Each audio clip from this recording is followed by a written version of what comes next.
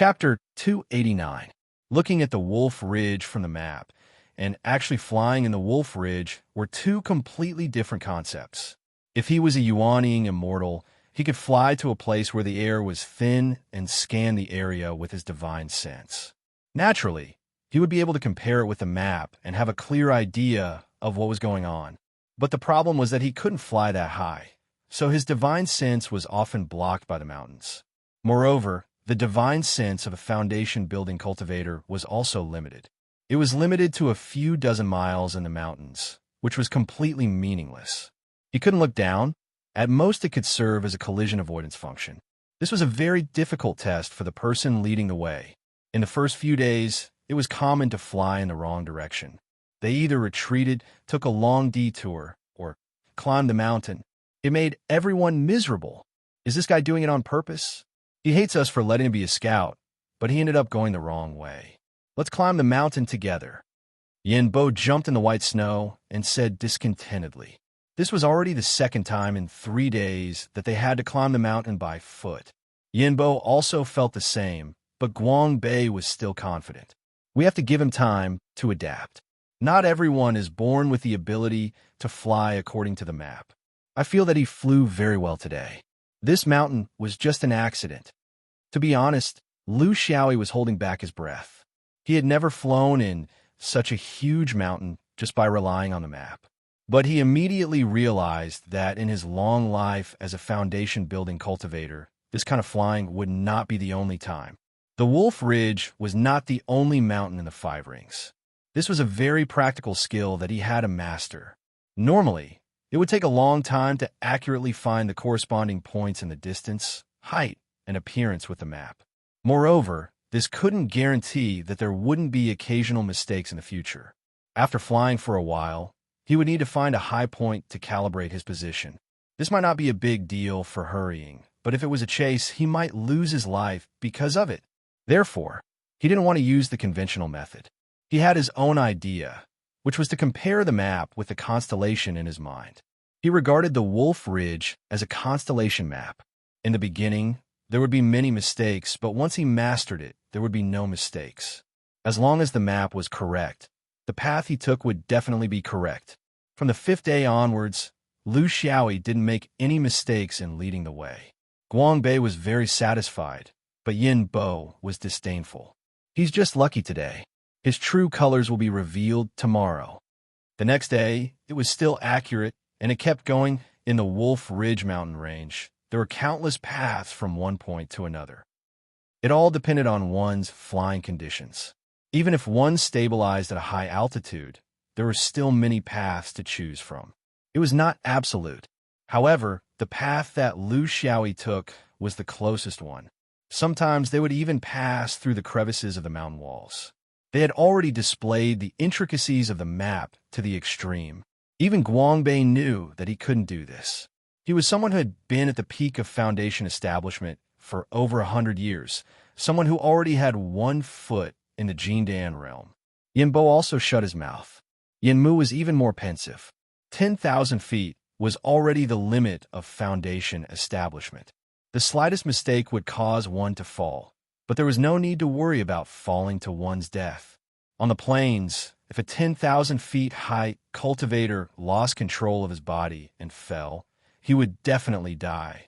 However, here, although theoretically one could fly at a high altitude, the distance between one and the ground could be only 10 feet. They didn't fly from dawn to dusk.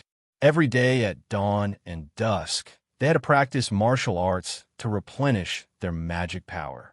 Moreover, there were extra hours to practice swordsmanship. This was essential. For a swordsman, it was like a mortal eating, drinking, and resting. With a good guide, the speed of their progress was greatly increased. They originally thought that it would take more than a month, but in the end, it only took 20 days. The Great Bay Peak appeared in front of them. At this time, the 4 people began to converge. Yin Bo's face was full of suspicion. He asked, "How did you do it?" Lu Xiaoyi imitated him and slightly raised his head. He waved the map in his hand. With this map in hand, the world is mine. What happened next had nothing to do with him. With Guangbei's warmth and amiability, and Yin Mu's meticulousness and thoughtfulness, Lu Xiaoyi could handle any situation in the negotiation. Except for necessary occasions, Yin Bo and Lu Xiaoyi wandered aimlessly in other people's clans. Of course, in such an extremely poor place, they couldn't find anything good. Beauties were also nowhere to be seen. Both of them didn't like mountain women with rosy cheeks. That might be a sign of health, but they both liked fairer ones. Tsinyu isn't like this. Lu Xiaoyi muttered. Yin Bo, however, was concerned about another matter. Cigarette, but where did you get the ability to find your way? Can you let me, your senior brother, learn from you? Don't worry, you won't teach me for nothing. I'll give you a few great internal sword techniques. Between cultivators, this kind of request was very rude, even if they were close relatives. However, Yin Bo was obsessed with martial arts. He was obsessed with everything that could improve his fighting strength. Lu Xiaoyi's ability was the most practical thing. For a swordsman who advocated fighting with swords, especially an internal swordsman, it could improve his fighting strength by more than a few %. The reason why he asked was that, first, they were brothers from the same sect. Second, they got along well recently. The two of them had saved each other's lives, so they were different from others. Although they always bickered and didn't like each other, they always quarreled. Lu Xiaoyi sneered. Senior brother, do you think I'm stupid? How can I use your internal sword techniques with my external sword? What's more, if word of your inner sword's swordsmanship gets out and someone comes after me, wouldn't I be wrongly accused? Can't we be a bit more honest and down to earth? In fact, the gap between internal and external sword techniques wasn't as big as he said. An internal swordsman could request a teacher to go to Bo Ao Pavilion to take a look and learn a few techniques. It wasn't a problem. An external swordsman could request a teacher to go to Fan Pavilion to take a look. These situations had happened before in Xinyuan. The higher the realm, the more frequent it was. Once you reached the Yuanying realm, you would no longer be restricted by internal and external sword techniques. You could see whatever you wanted as long as it was helpful to you. However, in the foundation building stage, this kind of situation was very rare.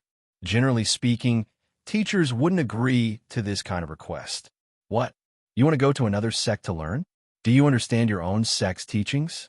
Come, let me test you first. He immediately revealed his true colors. In theory, private transactions were forbidden. Without a jade slip, it was hard to explain. However, if everyone was tight-lipped, it wouldn't be a big deal. After all, they were all Xinyuan swordsmen. The higher-ups often turned a blind eye to this. When Yin Bo heard Lu Xiaoyi's words, he knew that this brat was brazenly asking for benefits. It was a matter of course. He didn't lack spirit stones. There were fewer internal swordsmen, so relatively speaking, they were treated better than external swordsmen. However, he knew this brat was very crafty. He needed to ask clearly. Otherwise, once the spirit stones were in his pocket, he was afraid he wouldn't spit them out. Chapter 290. Sure. What do you think of 100 top-level spirit stones? Yin Bo probed. Lu Xiaoyi snorted. Senior brother, can you be a little more courageous? 100 top-level spirit stones aren't even enough for me to carve a flying sword. Do you think I'm a beggar?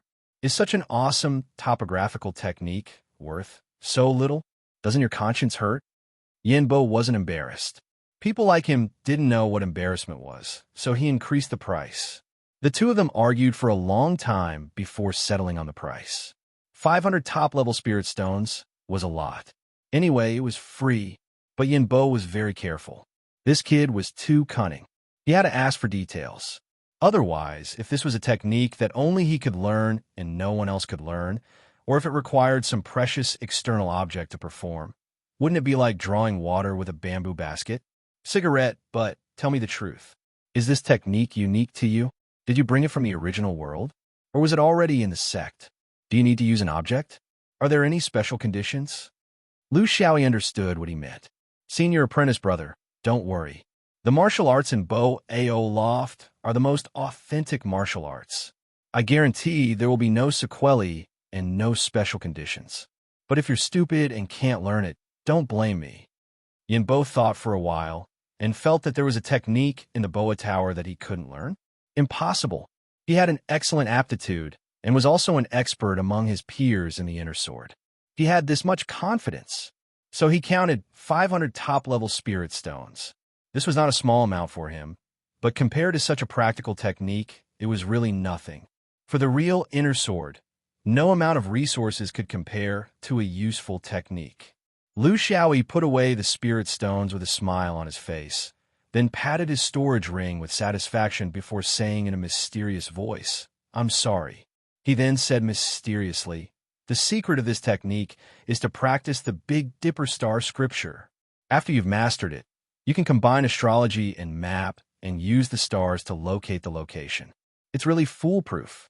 It's like having a Big Dipper navigation system." Yinbo felt that he had been tricked. This Dharma access was indeed different. If Lu Xiaoyi didn't mention it, he would never have thought of it. However, he had his own main cultivation method.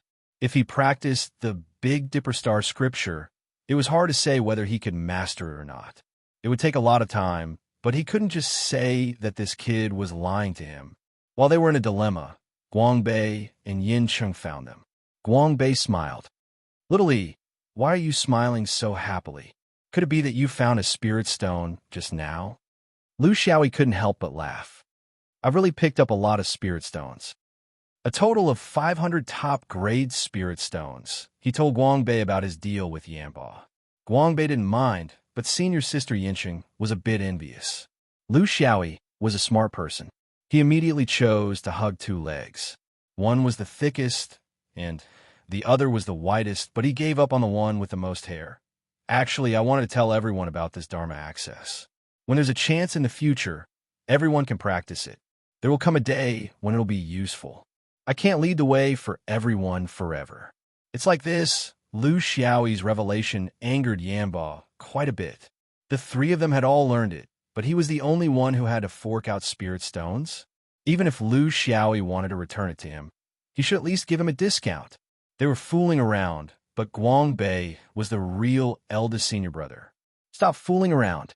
Since little E has told everyone, no matter whether they practice it or not in the future, they have to show some appreciation. How about this? I'm the eldest senior brother. I'm very likely to try this Dharma access. I'll pay 300 out of 500 spirit stones. Beside him, Yanba smiled sweetly. I'm not as rich as you guys. I'll pay 100 spirit stones. However, Lu Xiaoyi knew that although he had told them about the Dharma access, it was hard to say whether or not they could learn it, and how much they could learn. Practicing the Star Series cultivation method required a lot of talent. Talent was the affinity with the stars. They might be able to learn it, but they would never be able to reach his level. This was the cruel world of cultivation. Instead of looking for a more powerful cultivation method, it was better to find the one that was most suitable for you. A cultivation method that was suitable for you would play a role far beyond your imagination in the process of cultivation. This was why very few people cared about the direction of your cultivation, even if they were as close as master and disciple, because only you would know what was most suitable for you. Although Yanba's loss was greatly reduced, he was still indignant because he felt that he had been treated unfairly. Lu Xiaoyi ignored him. He could see that Guangbei and Yanba were forcing a smile. Senior brother, the negotiation didn't go well. Guangbei smiled bitterly. The Great Bey doesn't plan to enter the outside world. They don't even want to send out their Taoist apprentices, even if we train them for free. Yanba also said they're still doing well. There are some resources in this place, so the number of cultivators is limited. Moreover, this place is too far from the western and southeastern regions. They were silent. This was unavoidable. Among the obstacles that prevented the Gaoshan tribe from communicating with the outside world, the first one was not the ancient grievances that had existed for tens of thousands of years, nor was it the predicament of the Gaoshan people's cultivation. It was the simplest and most realistic problem of distance. The Wolf Ridge was tens of thousands of miles long. It was a natural gap between the two worlds. With this layer of obstruction, things from the outside world could not enter, which was beneficial for the upper class of the tribe to consolidate their rule. If they were to fully communicate with the outside world, the lower class of the Gaoshan people would benefit, but the upper class would definitely lose their prestige. How many people were really thinking for others and not for themselves? Lu Xiaoyi actually had a lot of opinions to say, but he could not say them now. Although his senior brothers and sisters were very friendly, that was only during the time when they were relaxed. When it came to making a decision, under their gentleness, they were still the original swordsman, who was smelly and tough. Moreover, in the eyes of others, he was a sly and timid newcomer who tried to shirk his responsibilities. He was not a real Xinyuan swordsman, so what he said might have the opposite effect. Others would think, how can we listen to this timid guy? He could only wait for them to discover the problem themselves. He believed that with their wisdom, they would not have thought of this. The key was whether they were willing to say it or not. For the weak, it was difficult to be brave. Similarly, for the brave, it was difficult to weigh the pros and cons and take a step back. The first one to stand out surprised him. It was actually the unconventional white-robed Yanbo. I don't think we need to set our goal so high. We have to pull at least half of the Gaoshan tribes to our side. That's not realistic. We have to consider that there are some diehards who insist on the so-called tradition and are unwilling to change. I think there are many such tribes. So in fact, as long as we can pull 30 or 40% of the tribes to our side, it will be a victory. The other side might not be able to compete with us. Chapter 291. Once there was a beginning, there would be a continuation. Those who could reach this step were all mature people. Very few of them were reckless. Yanqing also said thoughtfully, we have to make a choice. We have to focus and give up.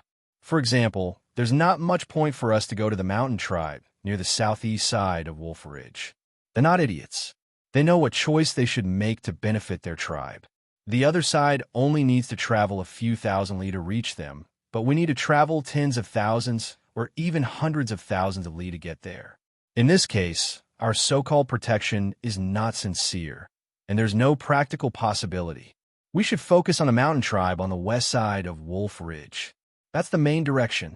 Then, we should try our best to fight for those tribes in the center.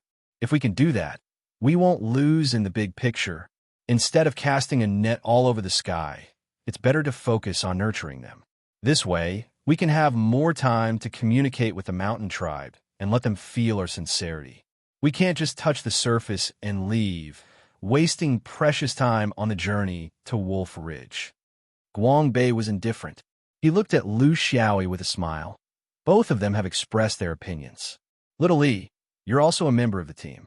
You have the right and responsibility to express your opinion. Lu Xiaoyi laughed. With such a gem in front of us, what opinion can I have? What they said is reasonable. I don't dare to say it, because I'm afraid that once I say it, you'll laugh at me for being a coward who doesn't dare to take risks. Especially senior brother Yanbo. Everyone laughed, and Yanbo glared at him. Am I such an unreasonable person? Lu Xiaoyi continued. I think that being a coward is also a kind of temperament. It may not be useless in certain situations, because it can mean self-awareness, weighing the pros and cons, and knowing when to advance or retreat. There's no perfect person in this world, no matter how brave or fearless you are. If you can take a step back when facing a situation, then you're very close to perfection. You can actually say that being a coward is a unique temperament. Cigarette, but you're hopeless. Yanbo mocked habitually. In the end, Guangbei was the one who had to make the decision. This was not only because of the sex appointment, but also because of the difference in experience. More importantly, there was a huge difference in strength. He closed his eyes and pondered. After a long time, Guangbei opened his eyes and took out a map. When I accepted the mission, I was already thinking that it might not be perfect. However, without real experience, there's still many things that I cannot see clearly. Now, I think it is time to make a decision. In the section we are in charge of, there are 43 mountain tribes. 12 of them are close to the western region, 15 are close to the southeastern region, and 16 are in the middle of the Wolf Ridge. The situation is not in our favor. Xuanyuan's actions cannot be hidden from those large sections. It is inevitable that they will also take action. This is not about how many Taoist disciples the Gaoshan tribe can provide for the sect. This is about power, and no one will give it up. We don't care about the other sections, but in this section, I don't want to lose to them. The key to our victory is that if we give up on the 15 alpine tribes on the other side, we have to win more supporters from the 16 tribes in the middle. This is the key to victory or defeat. Of course, we cannot lose the 13 tribes close to us. In terms of numbers, we have a natural disadvantage of 3 tribes, but I think it is not impossible to catch up. Next, what we need to discuss is how to make a move on the 16 tribes. Lu Xiaoyi didn't care much about whether Xin Yuan had the upper hand or not. In his opinion, this was a meaningless fight. He had only been in Xin Yuan for a short time. Because of his status as a slave, he couldn't expect every cultivator who had the same experience as him to immediately submit to him. Humans were the most complicated creatures in the world. It required a process, some experience, and imperceptible influence. Humans were not dogs. If you gave them a bone, they would shake their apron at you wholeheartedly. However, he was still very happy. At least his companions were smart enough to know when to give up and when to give up. They did not give up for the so-called illusory things. If that was the case, he would find a chance to retreat. Time was very important. To many alpine tribes who had not made up their minds, there was no essential difference between the sword vein of the western regions and the Dharma vein of the southeastern regions. At this time, from a human's point of view, preconceived notions were very important. Therefore, in terms of concrete implementation, it was very important to make contact with the 16 tribes in the center of Wolf Ridge at the first moment. They made an important decision. They temporarily gave up on making contact with the 13 tribes close to the western regions and focused on the center of the area. The reason was very simple. A tribe like the Red Tops would definitely consider the distance when accepting outside forces. Such a foolish tribe would not have lasted until now. 16 alpine tribes. No, there were only 15 left. The Great Bay tribe had already rejected them. Lu Xiaoyi carefully studied the geographical location and distribution of these 15 tribes. He would lead everyone in the future. This was his responsibility. Little E, you lead the way. You can choose to take off the sword case or continue to carry it. Guangbei was not joking. He was serious. Lu Xiaoyi naturally understood what he meant. Since there was a possibility of bumping into the Dharma vein cultivators on the other side of Wolf Ridge, it was important to disguise himself. If he did not carry the sword case and advanced using stellar escape, the other party would very likely think that he was a Dharma vein cultivator. This was a guarantee of safety. If he had just arrived in Xianyuan, he would have definitely chosen to take off the sword case. However, things are different now. He had already spent more than 10 years in Xianyuan. The spirit of a swordsman had already begun to quietly change his way of thinking. This was also a process. Although he could not be considered a true swordsman, he was already on the path to becoming a true swordsman. No one could achieve it overnight. No one was born a swordsman. This was a process, a qualitative change in time. Tightening his grip on the sword case, Lu Xiaoyi laughed dryly. I'd better carry it. I won't feel at ease without this thing. Behind him, Yin Bo chuckled. Don't worry, the White Blade Master, am right behind you. In 10 breaths, definitely not more than 20 breaths, a powerful inner sword will descend from the sky in front of you and save you from disaster, just like 10 years ago in Hulua City. Speaking of which, I suddenly remembered. Back then in Hulua City, you didn't stay in Fenghua Brothel to enjoy yourself, did you? You must have. Otherwise, you wouldn't be so familiar with the old-fashioned rules of the Righteous Law sect. Or perhaps you were also captured? Lu Xiaoyi retorted sarcastically. Why do you say also? Senior brother, it seems like you have such an experience. Next to him, Yin Pang took a puff. None of them were good. Chapter 292. In the mountains of Wolf Ridge, 4 figures, 1 in the front and 3 at the back, flew quickly through the complicated terrain, as if they were natives of this place, freely traversing through the familiar terrain. The remaining 15 mountain tribes lined up in a row in the middle of Wolf Ridge, so they didn't have to worry about taking a long detour. However, there was also a problem. The mountains in the center were very high, far exceeding the average height of 10,000 feet above sea level. Even if they deliberately went through valleys, there were still obstacles that couldn't be avoided. Climbing mountains became the norm, but fortunately, they had Lu Xiaoyi's star positioning, so even if they had to climb, they would find the most correct route. Another result of occasionally traversing the mountains was that they couldn't avoid encountering the monsters of Wolf Ridge. Monsters had a strong sense of territory, but Lu Xiaoyi's map didn't take this into consideration. There were always some misconceptions about monsters among mortals. They thought that if the mountains were high and the forests were dense, there would definitely be monsters that ate humans, had infinite strength, and were bloodthirsty and ferocious. This wasn't right. In the fifth ring, the most dangerous dire beasts were humans. There was no other species other than them. Under the plowing of the huge group of human cultivators for tens of thousands of years, what truly ferocious monsters could exist? They would have been skinned, refined into pills, or turned into mounts. In fact, before the people of the fifth ring dominated this world, the original owners, the serious people, were even more ferocious towards monsters.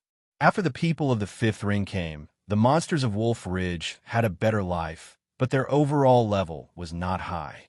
They didn't dare to go out and cause trouble in the mortal world because they would be hunted to death.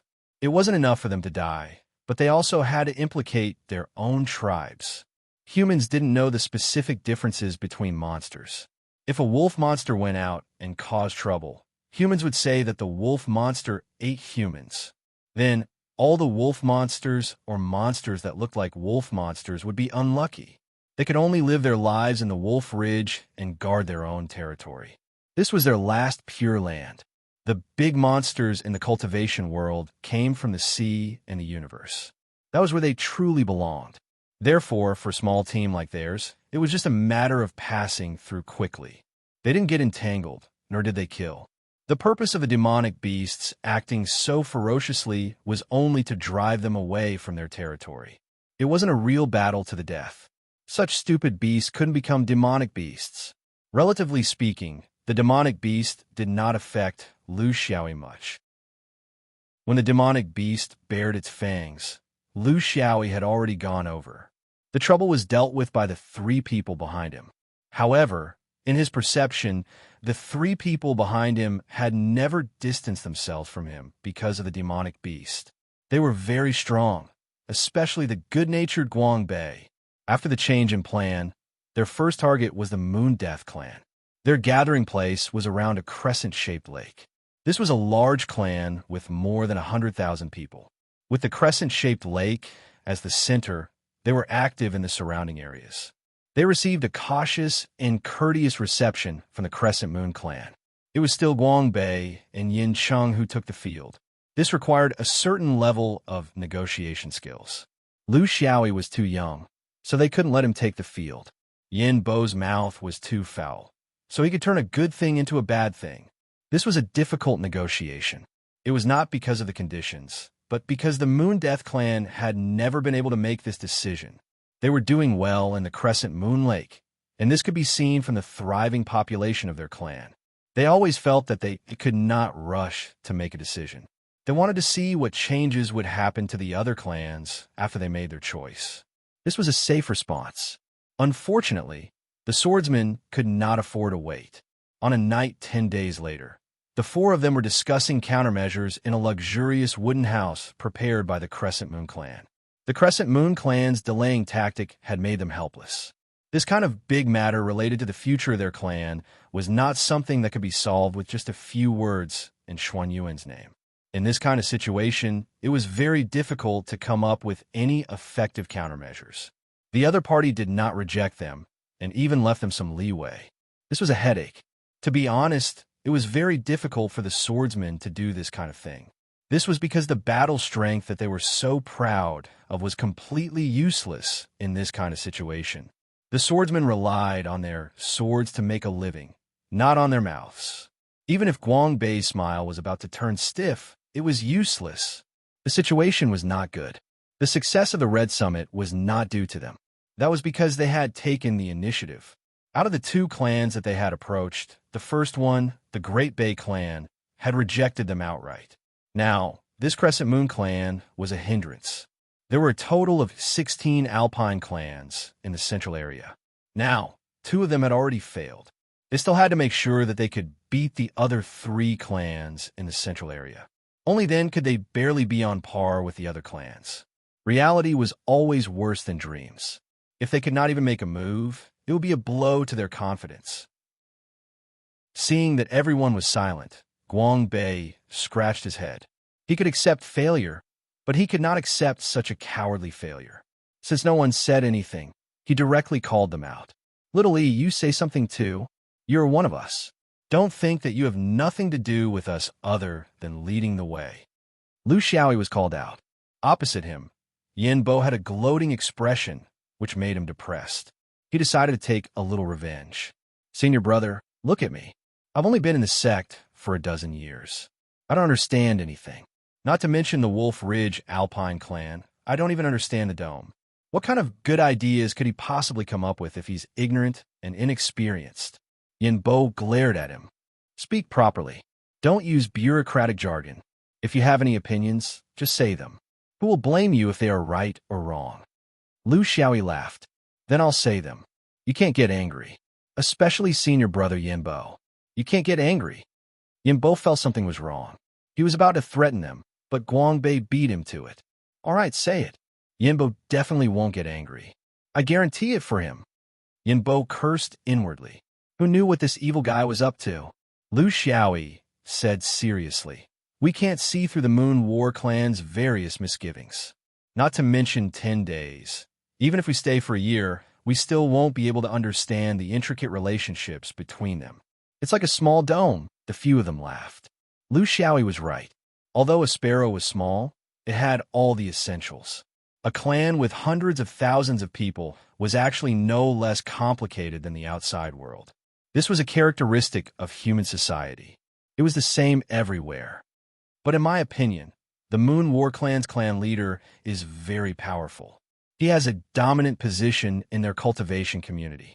So I think our goal should be placed on this powerful clan leader. The clan leader has many descendants, but the most outstanding and the only one who has stepped into the cultivation world is his 17 daughters. They are foundation establishment cultivators. They are treasures and are doted on. As parents, the most important thing is to find a good home for their children. This is the case in the mortal world, and it is the same in the cultivation world. However, one is called husband and wife, and the other is called Dao companion. The people of High Mountain Clan have lived in the mountains for tens of thousands of years. Many of their customs have been preserved. Although this is no longer popular in the current world, as the saying goes, when in Rome, do as the Romans do. Since the Moon War clan has such a tradition, why must we pretend we don't see it? The night before yesterday, this woman proposed a toast to us. As far as I know, she proposed a toast to us 3 times. But there's a small detail. Out of the 3 rounds of toast, we all drank 3 times. Only senior brother Yamba drank 4 times. Chapter 293. Yin Bo stood up, rolled up his sleeves, and was about to rush out, as if someone had stepped on his tail. He knew too well what this bad boy meant. How could he have made friends with such a thing? He should have left Zihulua City to fend for himself. In Lu Xiaoyi's eyes, Guang Bei showed his majesty for the first time. As an external sword, Yin Chang and Lu Xiaoyi didn't have a specific feeling, but as an internal sword, Yin Bo must have had a direct experience of his senior brother's power, so he could only give up. He was just expressing his anger. If he really wanted to fight, he should have used his sword, not rolled up his sleeves. Guang Bei looked at Lu Xiaoyi thoughtfully. Little he, do you mean that the woman took a fancy to junior brother Yin Bo and wanted to become his Taoist companion? By the way, the Xin Yuan and Yu and Shang families could be considered to have a marriage alliance. With a tie, the next step will be logical. Lu Xiaoyi shook his hand. I didn't say that. Senior brother, you thought of it yourself? Yin Chang wanted to laugh. This boy is too bad. But what he said made sense.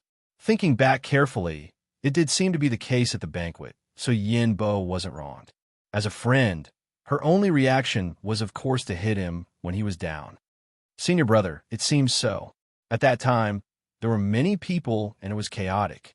Little E was careful, but at that time, he might have been purely jealous. This is a direction worth a try. In the future, if there are other native women who take a fancy to Yinbo or cigarette, but I think we can do the same. Anyway, they have nothing to do, so they have to contribute to the mission, right? This woman was too vicious. How could he be involved in this? Lu Xiaoyi regretted coming up with such a bad idea. Although he got his friend into trouble, he also got himself into trouble.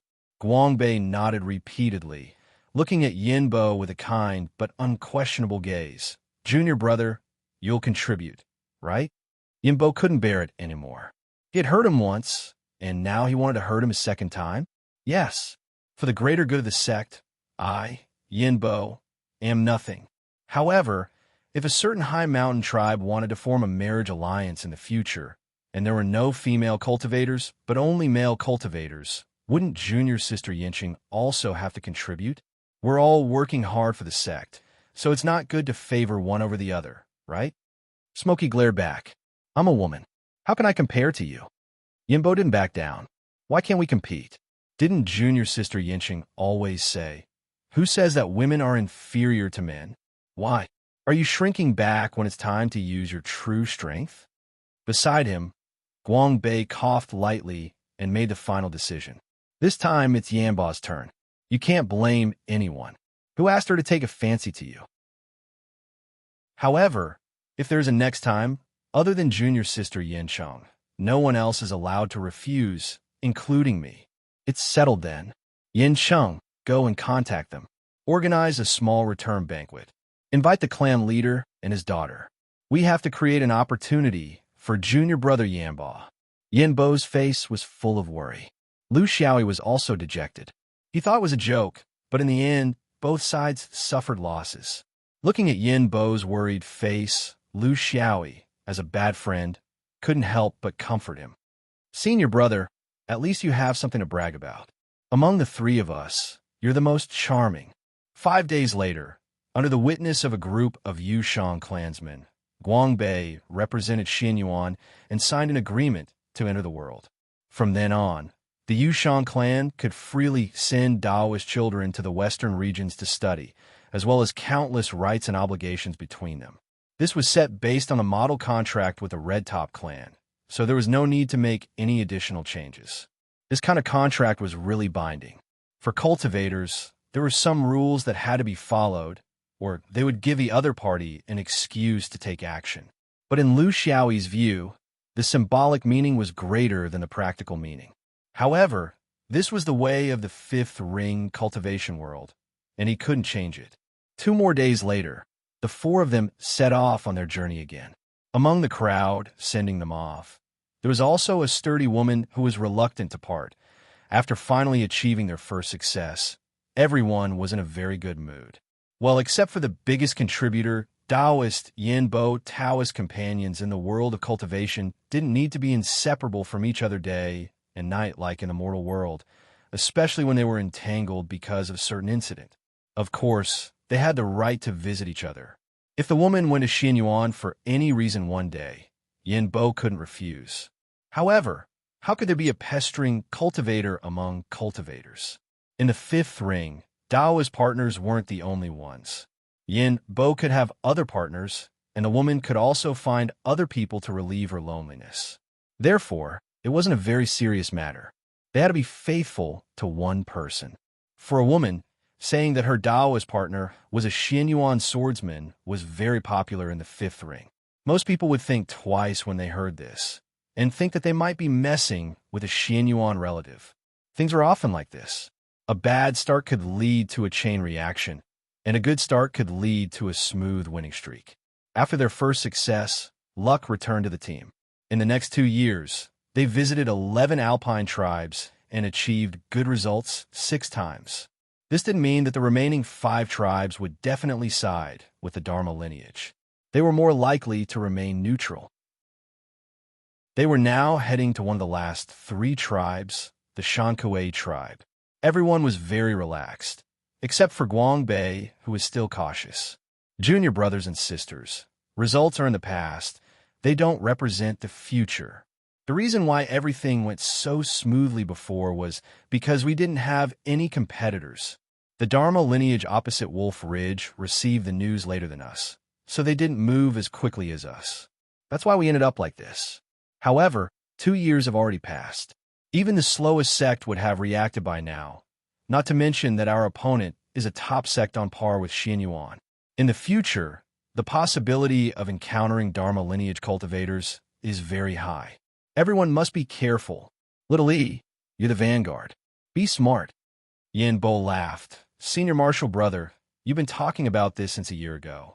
You've been talking about it until now, but you still haven't seen him. You're asking me where I'm looking at. Who knows? Maybe he just doesn't care about the benefits of Wolf Ridge. Their southeastern region is vast and densely populated. How could they lack this? It's not even enough to fill the gaps between their teeth. Yin Bo was very relaxed, but Lu Xiaoyi didn't dare to relax. He could very well be the first one to be ambushed. Although he didn't think that he would definitely be ambushed, this wasn't a reason for him to be careless. During the 2 years of travel, his cultivation and swordsmanship had also improved.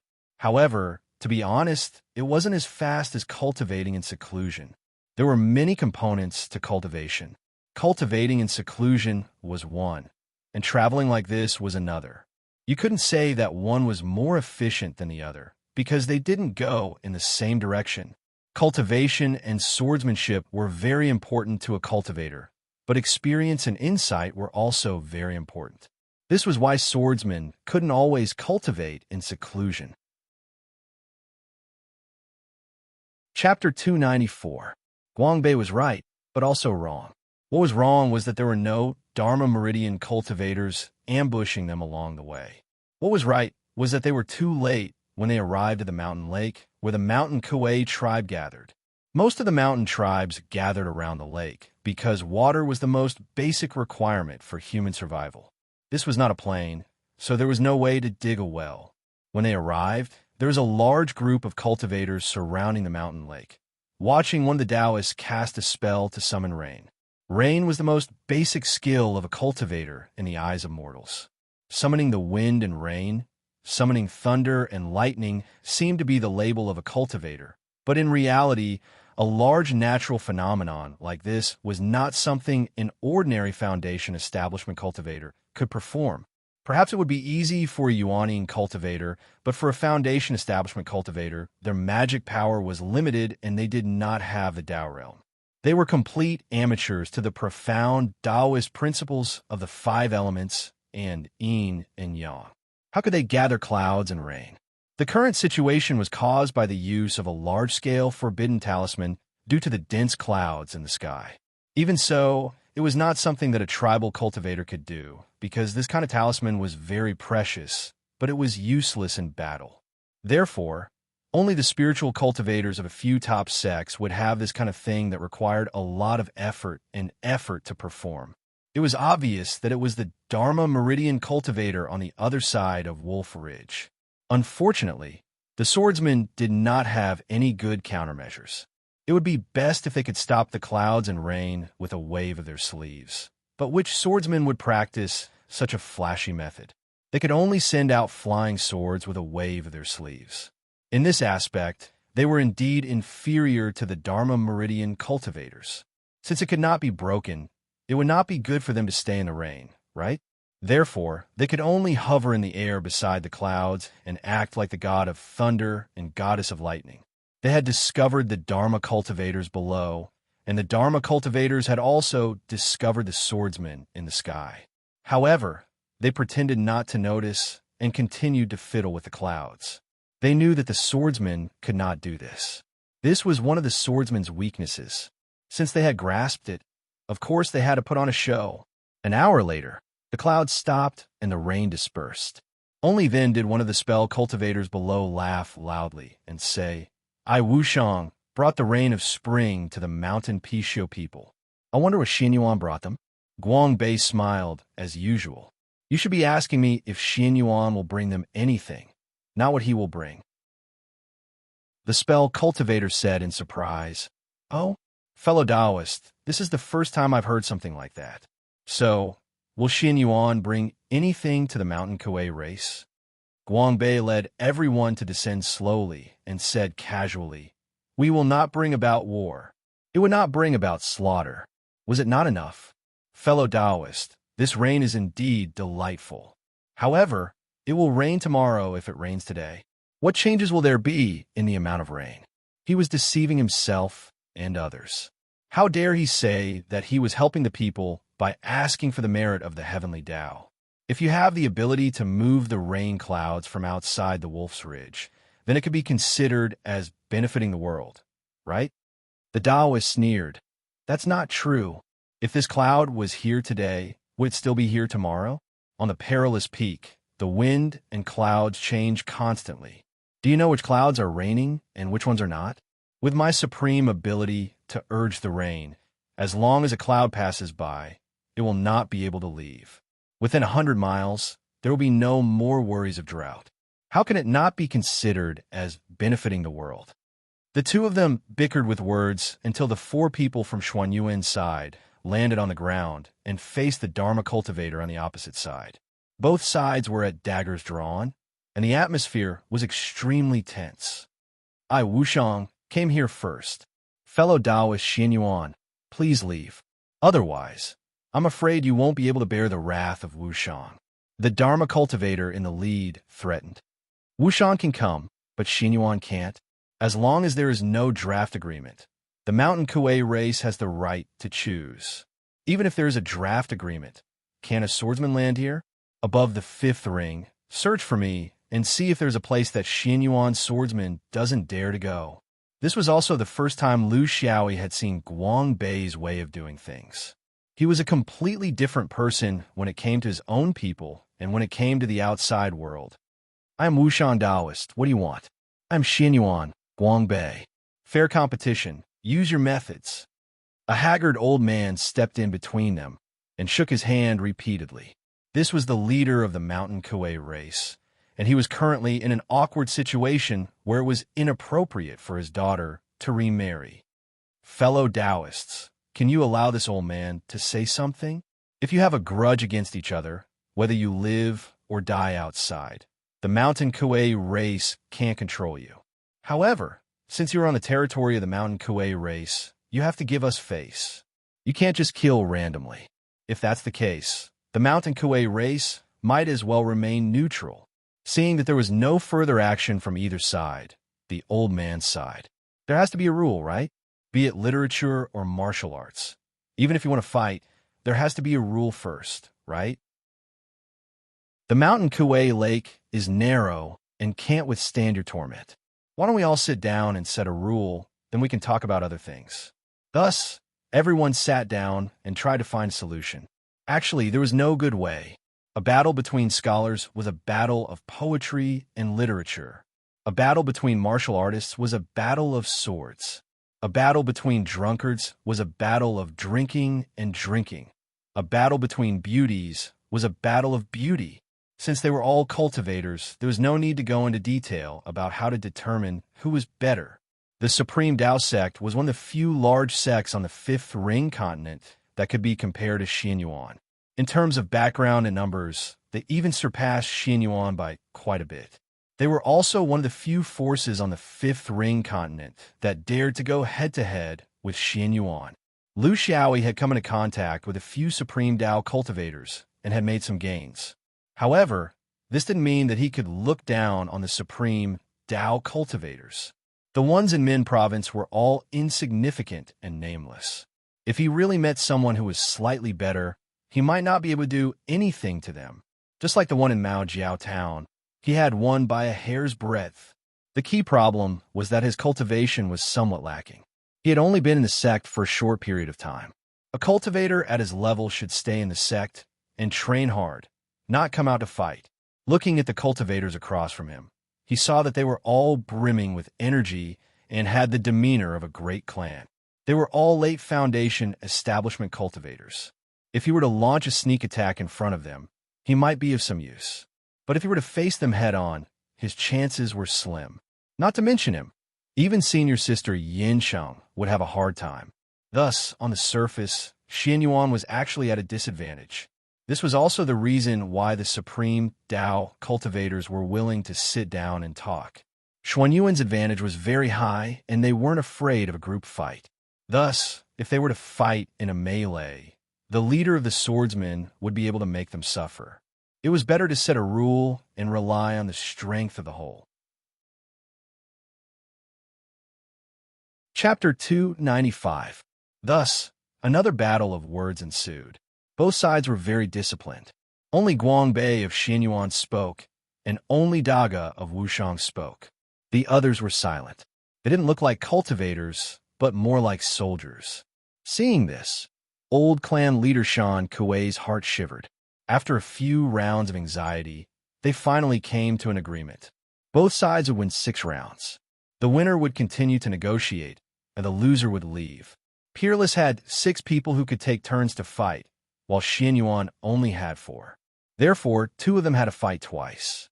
Peerless also had an additional condition, which was that the 2 extra fighters had to be one of the inner and outer swords, and not one of the inner swords. The number of fights was also fixed. They had to fight from age to age. In other words, the order was fixed. Guangbei, Yinbo, Yinchang, and Lu Xiaoyi. Then, Guangbei, Yinchang, and Lu Xiaoyi would fight. Xuanyuan's order was fixed, and so was supreme. This rule seemed to be soldier against soldier, general against general, but it was actually disadvantageous for Xianyuan. The 6 fights could end in a draw. If it ended in a draw, the side with the most casualties would lose. This was the rule of the 3 sides. Once they made a Dao oath, they could not go back on their words. The fight was set to begin tomorrow at 7 o'clock.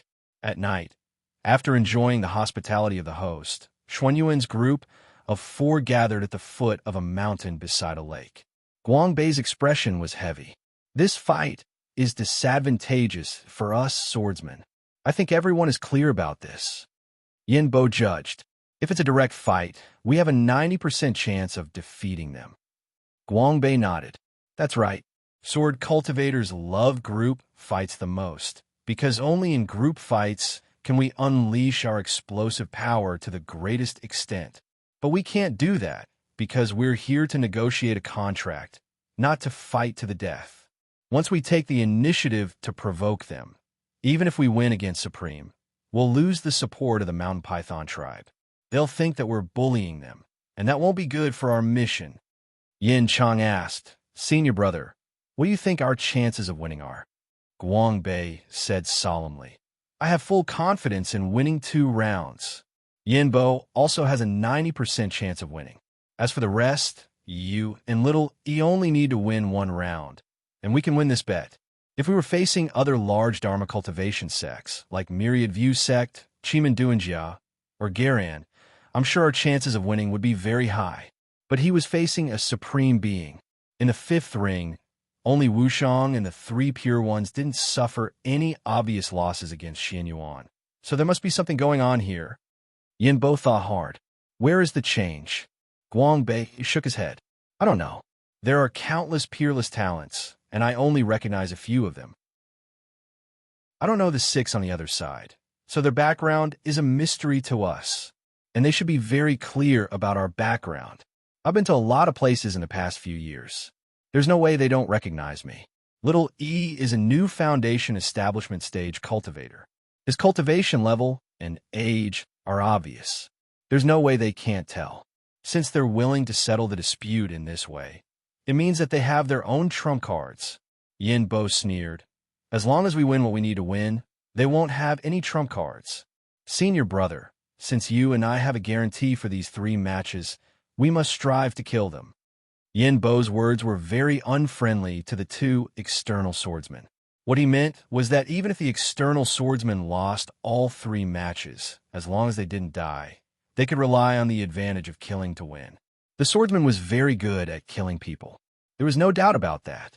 The 2 pitiful external swordsmen couldn't refute him. The problem with their combination was that the 2 external swordsmen were too weak. External swordsmen were weaker than internal swordsmen. This was a huge shortcoming. Moreover, their cultivation levels were low. One of them had been in foundation establishment for less than 50 years, while the other had only been in foundation establishment for 15 years. With these 2 shortfalls added together, their chances of winning against those supreme cultivators in the late stage of foundation establishment were really not high. Swordsmen had an advantage over Dharma cultivators, but there were many other factors to consider. For example, the other party was a disciple of a large sect, and they were all on the same cultivation level. The supreme Dao True sect wasn't an ordinary Dharma lineage power. It was a Dharma lineage power that could resist cauldrons. The female one was female, and the young one was young. It made people speechless. However, Guangbei was very cautious. He warned Smoky Wave, junior brother Smoky Wave. The first variable I want to talk about is you. No matter how much Smoky Wave and Little E change, they won't be able to change much. As for you, if you're careless and lose your match, the overall situation will immediately deteriorate. Therefore, don't think about how to kill them or how to be happy. You have to ensure that you win first. Do you understand? Smoky Wave was a little unconvinced. How could he possibly have a variable? Eldest senior brother, you don't have a chance? However, he didn't dare to say this because he was very clear about eldest senior brother's strength. Eldest senior brother was one of the top 10 foundation establishment cultivators in the Inner Sword group. He was someone who could beat up other Dharma lineage elites. He was a big shot in the top 100 of the 5-ring foundation establishment cultivators ranking list. Smoky Wave and Cigarette, but naturally wouldn't change much. They had originally expected to lose, so how bad could it be? Dharma cultivators' spells were very stable, but the rhythm was a little slow. If they couldn't win, they could still run away and admit defeat. Smoky Wave's face was full of hope. Senior brother, there's still one external swordsman who can fight 2 matches. Do you think? Guangbei looked at her gently, but shook his head firmly. You're not suitable. Smoky Wave felt a little wronged, but she also wanted to know why. Guangbei said softly, Junior sister, have you killed anyone since you reached foundation establishment? Smoky Wave blushed. Not yet, mainly because I rarely go out. Guangbei asked again, what about before you reach foundation establishment? Smoky Wave's face turned even redder. Master is strict, so Guangbei sighed and looked at Lu Xiaoyi. How many did you kill after you reached foundation establishment? Lu Xiaoyi was very honest. 6? 7? But they were the ones who bullied me.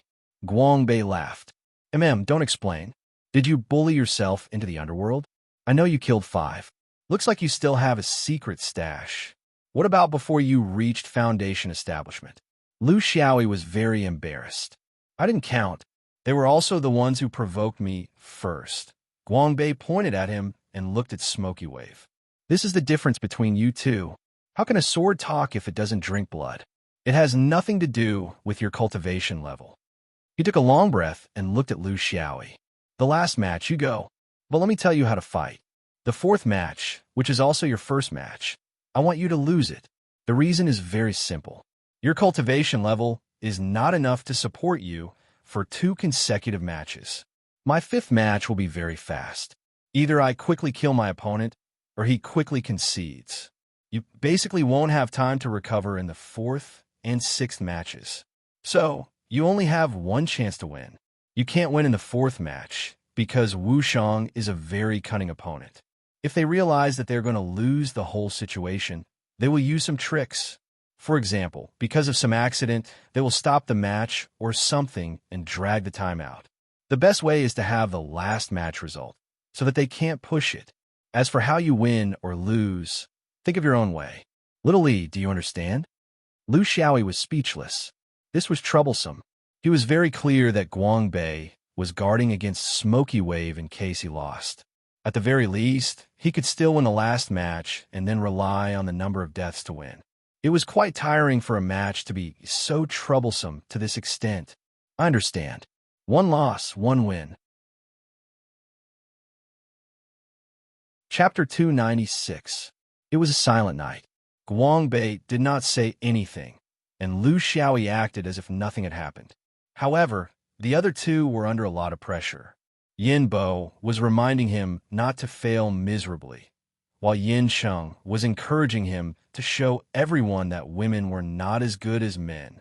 Their cultivation levels were much higher than Lu Xiaoyi's. This was given to them by time and could not be forced. However, their mentality was completely different from the other two. Some people would be very agitated, some would be very nervous, and some would be very worried.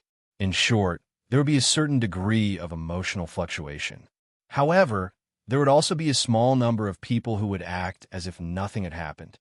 They wouldn't think too much. They wouldn't cheer themselves up, and they wouldn't worry needlessly. You could say that they were slow-witted, but you could also say that this was a rare temperament. It was hard to say which was better or worse. It was closely related to one's habits. The swordsmen were whispering, and so were the Dharma cultivators. Daka looked at everyone with a serious expression. How many years has it been since Wu Shang won in a competition similar to Xuan Yuan's? I hope that there will be a miracle this time, and not continue to write the history of failure. Otherwise, we will be overestimating ourselves if we use this method to decide the ownership of the Mountain Kuei tribe. People will say that Wu Shang did not learn from his mistakes. He knew that there was a difference in individual combat strength, but he still charged forward recklessly. Looking at the silent crowd, Daka analyzed, "We are doing this to gain an advantage in the selection of the Mountain Kuei tribe.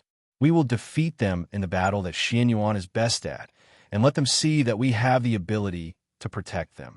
Furthermore, we have our advantages, and they have their shortcomings. Their shortcomings are that they have 2 swordsmen, outer swordsmen, and they are new to the foundation establishment. If all 4 of them are inner swordsmen, the competition will be meaningless. After all, we are only one of the dozens of small teams that entered the Wolf Ridge. Not all of us are elites. Their combat strength actually lies in the 2 inner swordsmen, especially their leader, Guang Bei. His nickname is Northern Light, and he is in the top 100 of the 5-ring foundation establishment list. I have to admit that the swordsman's strength has never been underestimated. There's no one in our party who can go against him. The ranking list was not a tradition of the cultivation world. For cultivators, the true essence of cultivation was to focus on oneself and ignore fame and fortune. What was the use of fighting for first or second place in vain? If he couldn't ascend to the next realm, the so-called glory would be nothing more than a cup of yellow soil. However, there would always be bored people in this world. It was fine if they didn't have the ability, but they were bored. If those who had great ability were also bored, then they might come up with some strange things. Tens of thousands of years ago, the most amazing cultivator in the history of the 5th ring brought his friend from the distant azure sky to the 5th ring. However, his friend didn't have the same ability as him. He had to survive in the 5th ring and couldn't always rely on his connections. He had to find a foothold in the 5th ring. His friend's orthodoxy was very sloppy. He started off by playing the zither. This type of orthodoxy was very powerful before the Yuanying era. However, after the Yuanying era, his orthodoxy declined, and he lacked the strength to continue. Therefore, he needed a new direction. This friend of his was a smart one. He had once heard from that amazing person that there was no ranking list in such a big cultivation world. This was not in line with the human nature of comparison.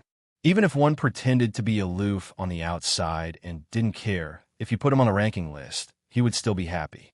He took advantage of this point and started to do sponsor partnerships with a ranking list.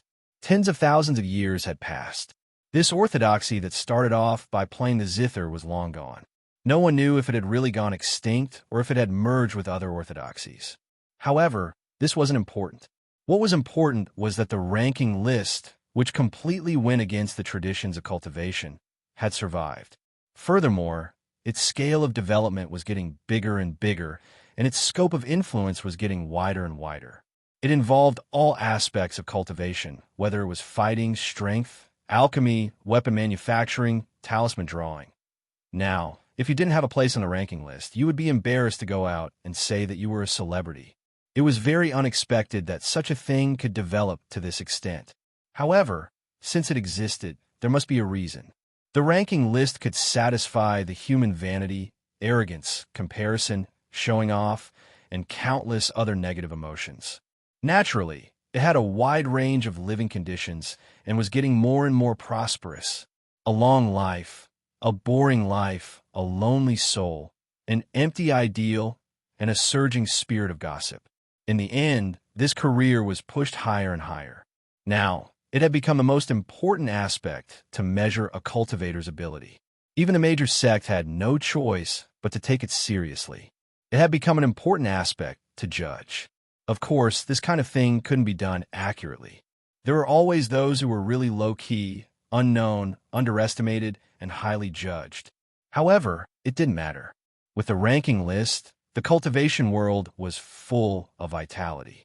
Young cultivators were proud of being on the ranking list, and it was also a big motivation for them to challenge themselves. This was something that the sects were happy to see. However, it didn't affect anything. When one's cultivation level increased and their state of mind reached a certain level, they would naturally become indifferent to it.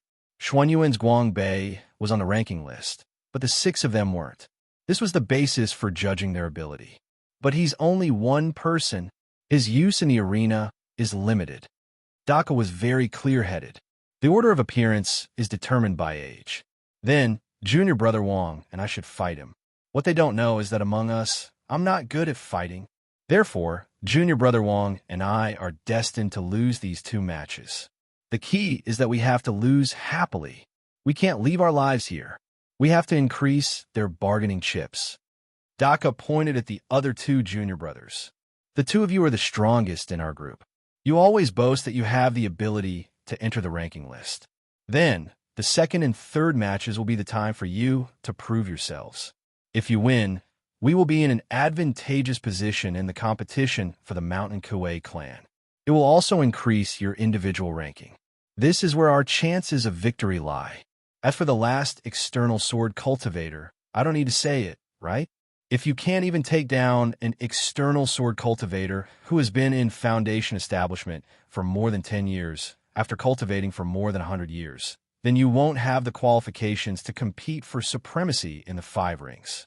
It's too embarrassing. Daka was in high spirits.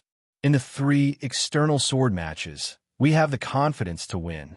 Therefore, a draw is the minimum. However, we have to be careful not to get killed in the match. Don't pretend to be tough guys. If you can't do it, then admit defeat and leave it to others. I will discuss with the Mountain Kuei clan leader about the criteria for determining victory and defeat. He will agree. Believe me, he also doesn't want any disciple from a large sect to die in his territory. This was an almost perfect battle situation. Daka didn't think that they would lose. This didn't conform to the rules of cultivation. Chapter 297. Early in the morning, when the Xianyuan swordsmen arrived at a relatively flat plateau 100 li away from the mountain python tribe, they immediately received a notice from the mountain python tribe. The cultivators were to fight in the sky, and landing on the ground meant admitting defeat. They were not to pursue. Guangbei frowned. This kind of rule was very disadvantageous for sword cultivators. If Dharma cultivators were suspended in the air for hundreds of meters, or even tens of meters, they would be able to touch the ground with just a slight stretch of their feet. What was the point of killing techniques of sword cultivators? This is not part of the bet. The leader of the Mountain Kuei tribe apologized. His attitude was very humble, and his words were very honest. The deaths and injuries of both sides may seem normal to you, and you may not care about it. But to a small clan like ours, it is an unbearable calamity. Things have changed with the passage of time. No matter which side remembers this matter, how should we deal with it? The Grand Elder of our tribe also agrees with this suggestion. Try to avoid casualties and leave some leeway. Please forgive us. First complaining, second asking for reinforcements. This fully demonstrated the shrewdness of the Mountain Earth tribe. In other words, the Mountain Kuei tribe had Jin Dan cultivators. Don't mess around. Guangbei could not refuse. If it was somewhere else, he would have flipped the table. But now, the environment was not right. He could not let the swordsman have his way. On the plateau, it was crowded. Not only were there cultivators, but there were also many ordinary mortals. They were all reputable members of the Mountain Kuei tribe and were scattered all over the plateau. Guangbei knew that this was the Mountain Kuei tribe's intention. They wanted to make the cultivators on both sides hesitate and stop pursuing after landing. Otherwise, the mortals would be hurt. This was truly a flawless plan. Now that things had progressed to this stage, there seemed to be no better way than to counter each move. At 7 o'clock in the morning, both sides gathered and the battle began. The first battle, Guangbei against Jia. Daka was suspended 1,000 feet above the ground, giving off the impression that he could fly as high as he wanted. In any case, he was just strolling on the ground, leaving Guangbei at a loss of what to do. His strength was actually much greater than his opponent's, but he had not reached the stage where he could defeat his opponent with one strike. That required the right time and place. He needed to completely crush his opponent's cultivation. Seeing that Daka's defense was impenetrable, in order to prevent this person from admitting defeat too quickly, Guangbei's first attack was very gentle. It was completely probing. He was considering how to strike a thunderous blow after being gentle. There was only one chance, so he had to be cautious. However, he still underestimated Daka's shamelessness. It was obviously a light strike, but he felt as if he was struck by lightning. His entire body shook violently, and he directly fell to the ground. Before Guangbei could make a second strike, he had already turned around and landed on the ground gracefully. He cupped his fists and smiled. "Fellow Taoist, it's a flying sword. I can't take it anymore. I admit defeat." The cultivators of Xianyuan all had solemn expressions, but the Dharma cultivators had smiles on their faces. The victors were not happy, and the losers were happy. The sword vein and the Dharma vein had been fighting for tens of thousands of years. They had long since passed the stage where they would suffer for their pride. They knew each other very well. In order to achieve their goals, what was a small setback and humiliation? Since they were definitely going to lose, why not win with ease and let the opponent have no place to vent his frustrations? Once a cultivator saw through this, there was no limit to how low they could go. It was useless even if you tried to provoke them. The second match, Yin Bo against Lan Cheng.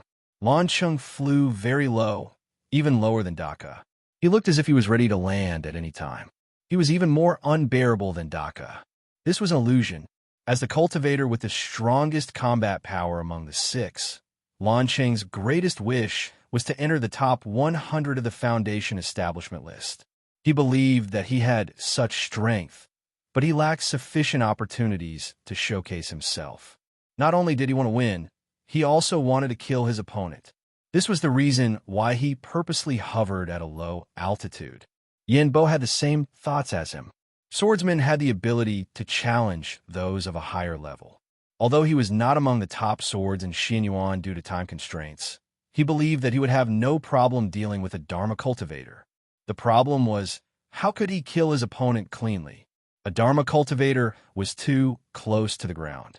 If there was a slight mishap, he could land on the ground in a flash. There was not enough space to completely rely on his flying sword. His idea was to close in. Through close combat, he could trap his opponent at a low altitude and find an opportunity to kill him. This idea was not bad. There was no problem in terms of tactics, but there was a huge problem in terms of strategy.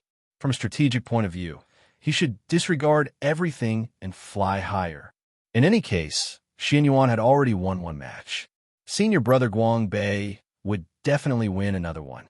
In that case, his opponent would have no reason to give up on the second match. As long as he leaped into the air, the peerless cultivator would have no choice but to follow in order to win. In an open space, the swordsman's ability to control his sword would be able to fully display his advantage. Then, he could choose whether he wanted to be close or far. That was the correct way. Seeing Yin Bo's rapid and majestic sword momentum from the beginning, Guangbei frowned. Lu Xiaoyi sighed. These things cannot be taught, nor could they be taught. Cultivators, especially swordsmen, had extremely strong self-esteem. You could arrange opponents for them, but you could not formulate tactics for them. This was an insult to a swordsman.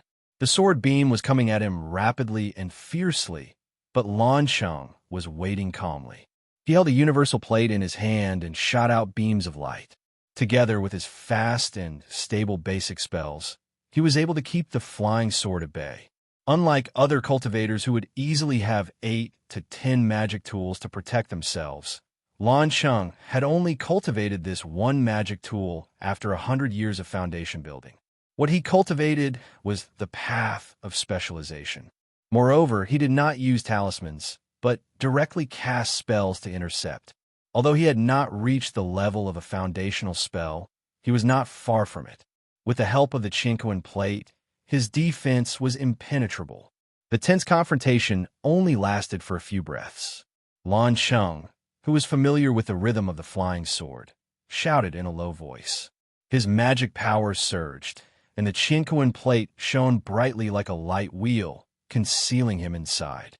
At the same time, hundreds of scattered light rays shot towards Yin Bo. This was the explosive attack of the Chinquan plate. It could not be sustained, but the instantaneous attack power was astonishing. Yin Bo sneered. He was waiting for this cultivator to explode. If not, it would be difficult for him to attack. His figure was like lightning, running back and forth in the air above Lan Sheng. The sword light splashing out was even more rapid than before, whether it was the speed or the frequency of the sword light. The two of them attacked and defended each other in an instant. Lan Sheng defended by blocking with brute force, while Yin Bo defended by adding speed to the flying sword. Within a few breaths, neither of them could do anything to the other. However, the explosive attack of the Chinquan plate was only intermittent. After the explosion, it needed to be recharged.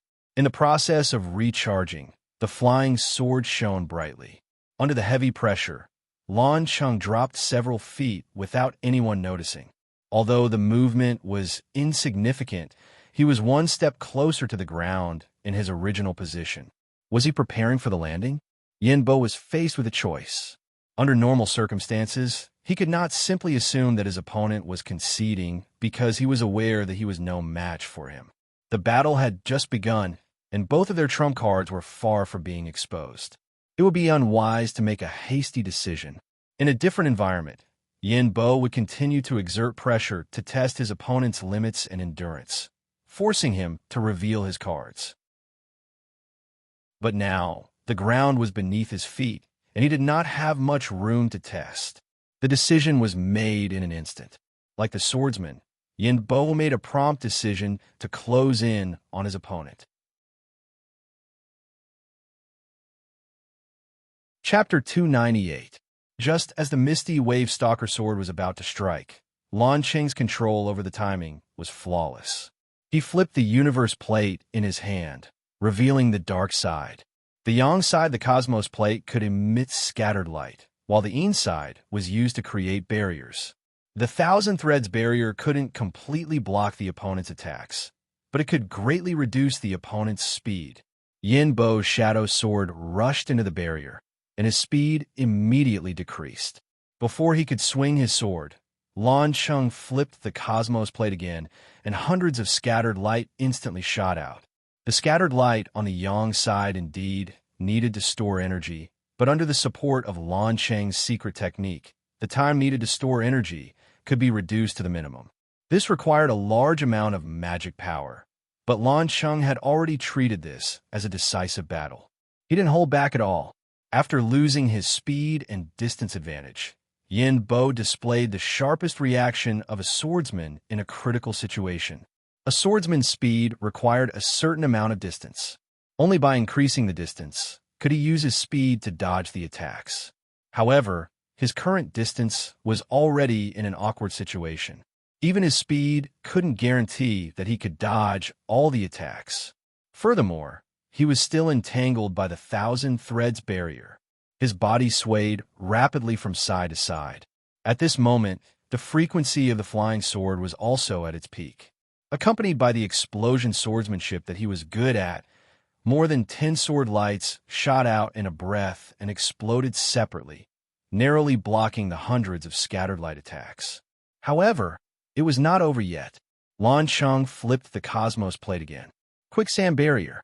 The foundation establishment barrier was very basic, and its effect was far from being as intimidating as its name. However, against an opponent of the same level, it was enough to delay him. Yin Bo had just gotten used to the thousand threads barrier's resistance, and his body regained a bit of flexibility. However, after changing the barrier, he immediately slowed down. Lan Qing's expression didn't change. He flipped the cosmos plate again, and less than 100 scattered light rays shot out. Yin Bo was no longer able to perfectly defend like last time. His body was pierced a few times. Fortunately, he could still control his body to avoid the most fatal injuries. However, Lan Qing's skill wasn't so good. When he flipped the universe plate for the third time, unleashing the world of ice and releasing dozens of scattered lights, Yin Bo was already powerless to defend himself and fell from the sky. This was the best opportunity to kill him, but Lan Qing knew that he had to suffer. He had flipped the heaven and earth plate 6 times, which consumed too much of his magic power in an instant. Originally, he could release 100 strands of fine light at once, but in the end, he could only release a few dozen strands of fine light. It was not that he was being merciful, but his magic power could not withstand it. According to his original plan, he estimated that he would only need to flip the universal plate 4 times and release 2 barriers and 2 rays of light to win the battle. However, the swordsman was too resilient and allowed him to flip the universal plate 6 times. If he wanted to attack again, his magic power would slow down by a bit. Furthermore, their current height was too close to the ground. Lan Qing was a little regretful. He shouldn't have flown so low back then. But the problem was, would the swordsman still be fooled and attack you if you flew too high? That was how battles were. Nothing was perfect. Guang Bei signaled Yin Bo and Lu Xiaoyi with his eyes and rushed to the place where Yin Bo fell.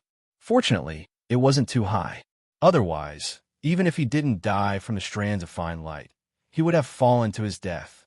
He quickly stuffed some pills into his mouth and protected his heart, knowing that he wouldn't die anytime soon. He handed him over to the mountain Kuei cultivators who arrived later. Since Yin Bo wouldn't die, now was not the time to treat him. There were 2 more dangerous swordsmen below. When he returned, Yin Bo was already in the sky, fighting with a peerless cultivator. Throughout the battle, he didn't speak to the 2 cultivators. Any advice he gave now would be meaningless. It would only disturb their state of mind. Whether or not they could withstand such pressure would determine their future, and whether or not they could become real swordsmen. Yin Bo and his opponent were not fighting at a low altitude. Instead, they were fighting at a height of several hundred feet. Both of them wanted to defeat their opponent fair and square. The peerless cultivator fighting against her was also a magic cultivator who thought highly of himself.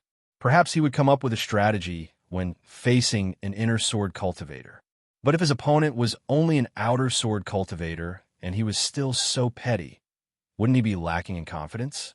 There was a clear gap in time between him and Yin Bo. Yin Bo had only built her foundation 40 years ago, but he had already built his foundation for more than 100 years. The difference of 60 years wasn't as simple as the difference in cultivation.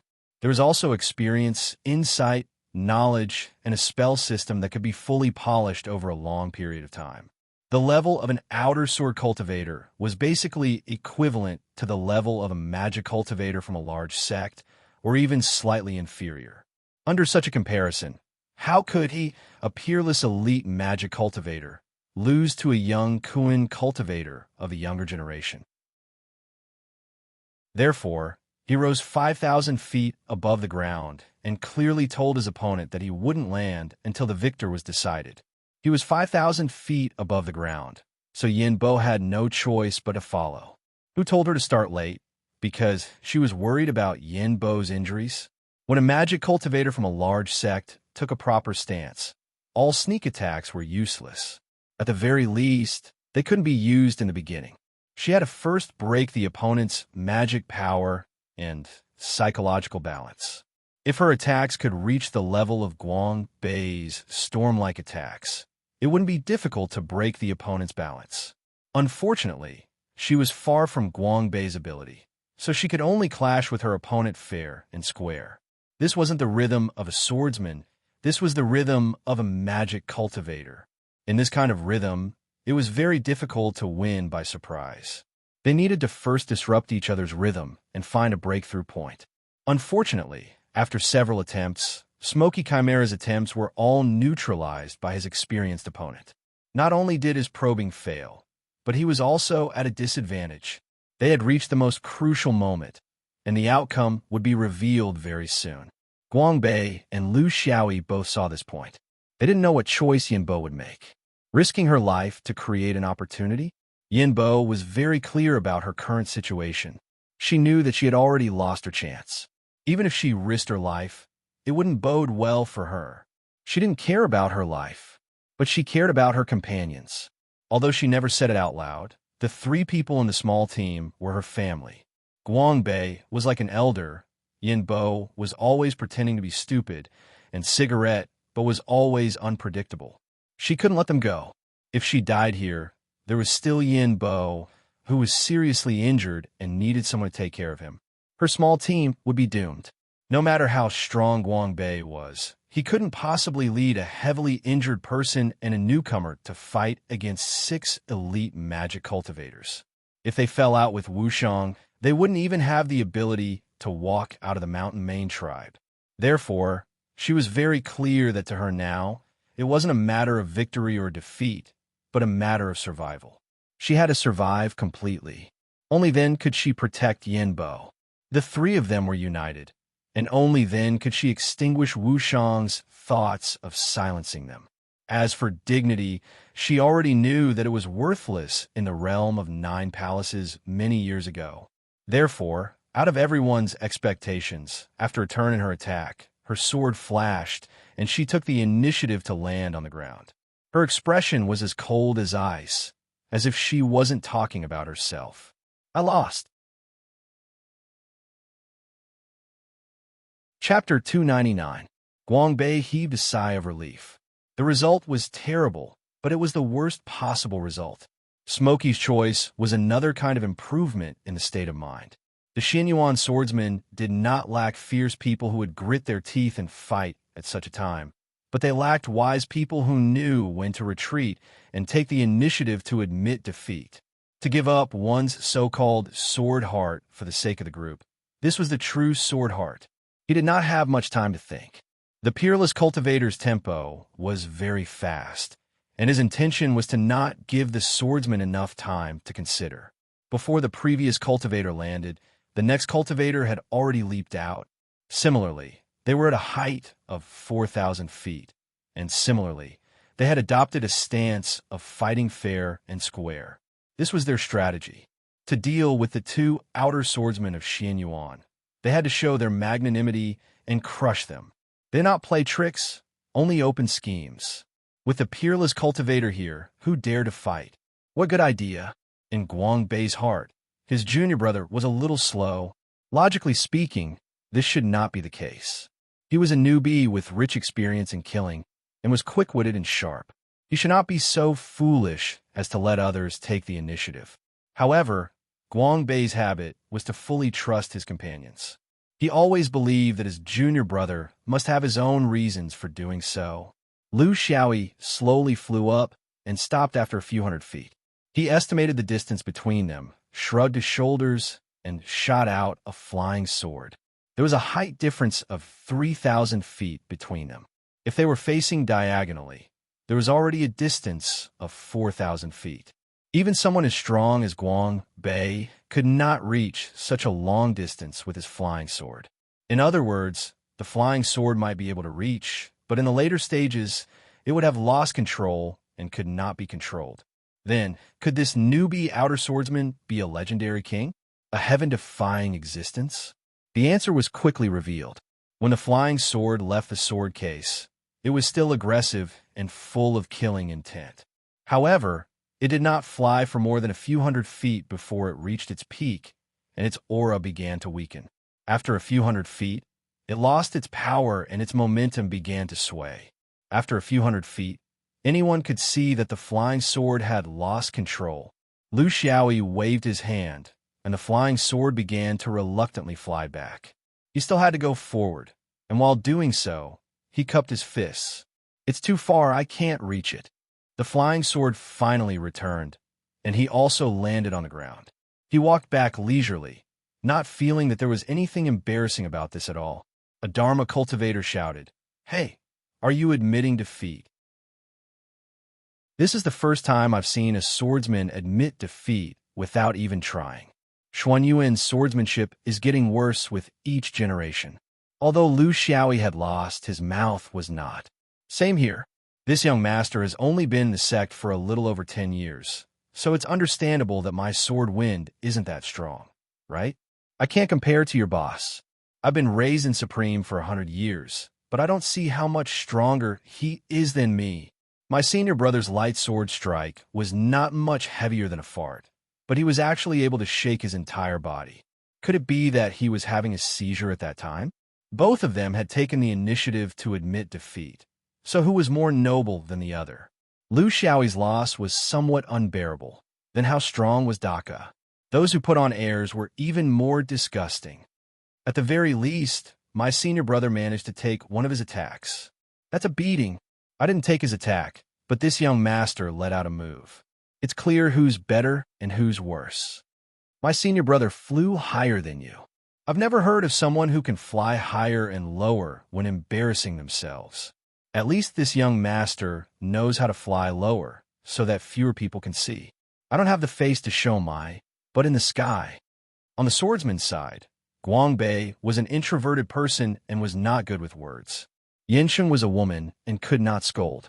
However, Lu Xiaoyi's mouth was a battle of words, and he did not fall behind in the slightest, even when facing several supreme cultivators.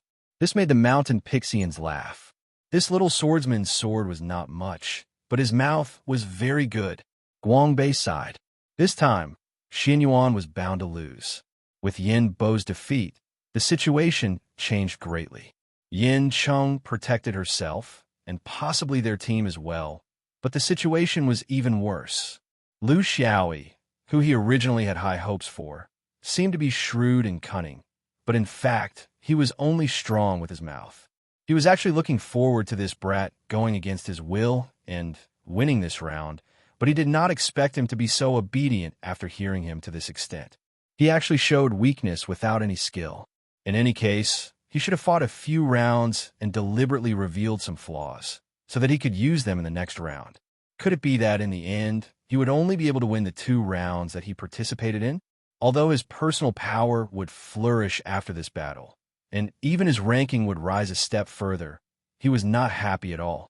He hoped that the companions by his side would be as strong as him. In his loneliness, he flew into the sky and remained silent, waiting for the next supreme cultivator to challenge him. Although he knew the possibility was not high, he really wanted to find an opportunity to fiercely vent his anger. His companions had all been defeated, and he had won like he was chewing vinegar. This feeling made him sullen, as if there was a ball of fire in his heart that could not be released. He really couldn't vent his anger. The cultivator who fought against him in the 5th round cupped his hands towards him in the air. Unexpectedly, he did not jump out and directly admitted defeat. Fellow Taoist Guangbei, you are a figure in the top 100 of the heroes list of Foundation establishment. Your sword skills are unparalleled, and you are a hero. I know I am no match for you, so I will not go up and embarrass myself. This person spoke politely, but Guangbei was furious when he heard this. However, he was an introverted person, and he never lost his composure in front of others. When others treated him with respect, he could only return the favor. However, the fire in his heart was already burning more and more fiercely. This was all within the supreme cultivator's expectations. They wanted to give the strongest internal swordsman the cold shoulder and use all their strength to attack his companions.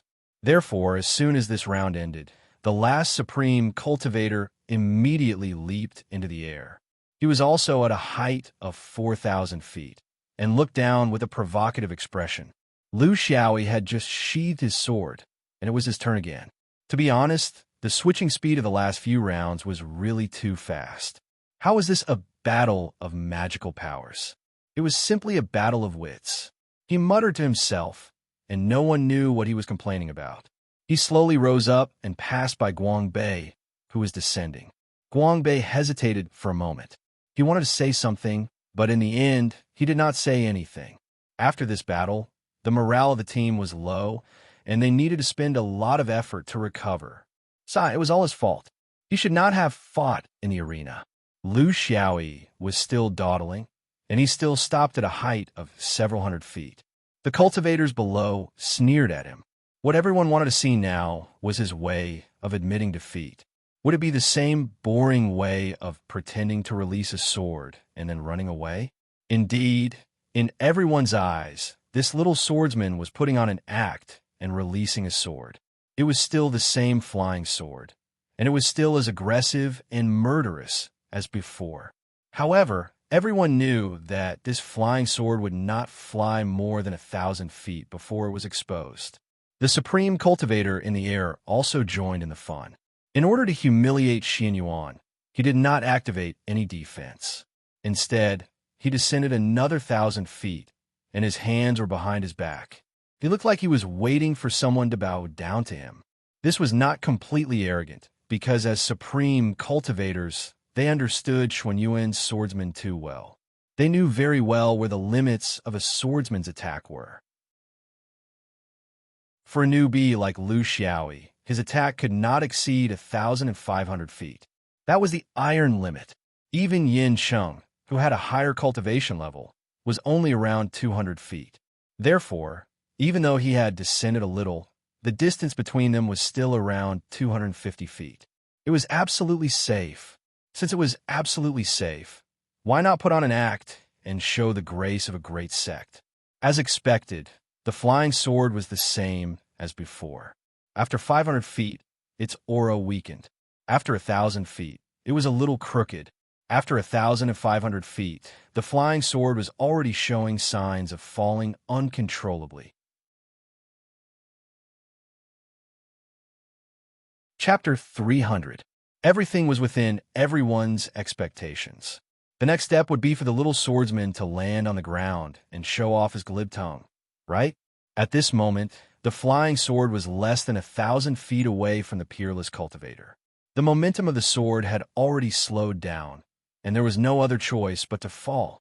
The cultivator let down his last bit of vigilance and looked at the little swordsman. As expected, the little swordsman began to slowly float down. The exact same method, no novelty at all.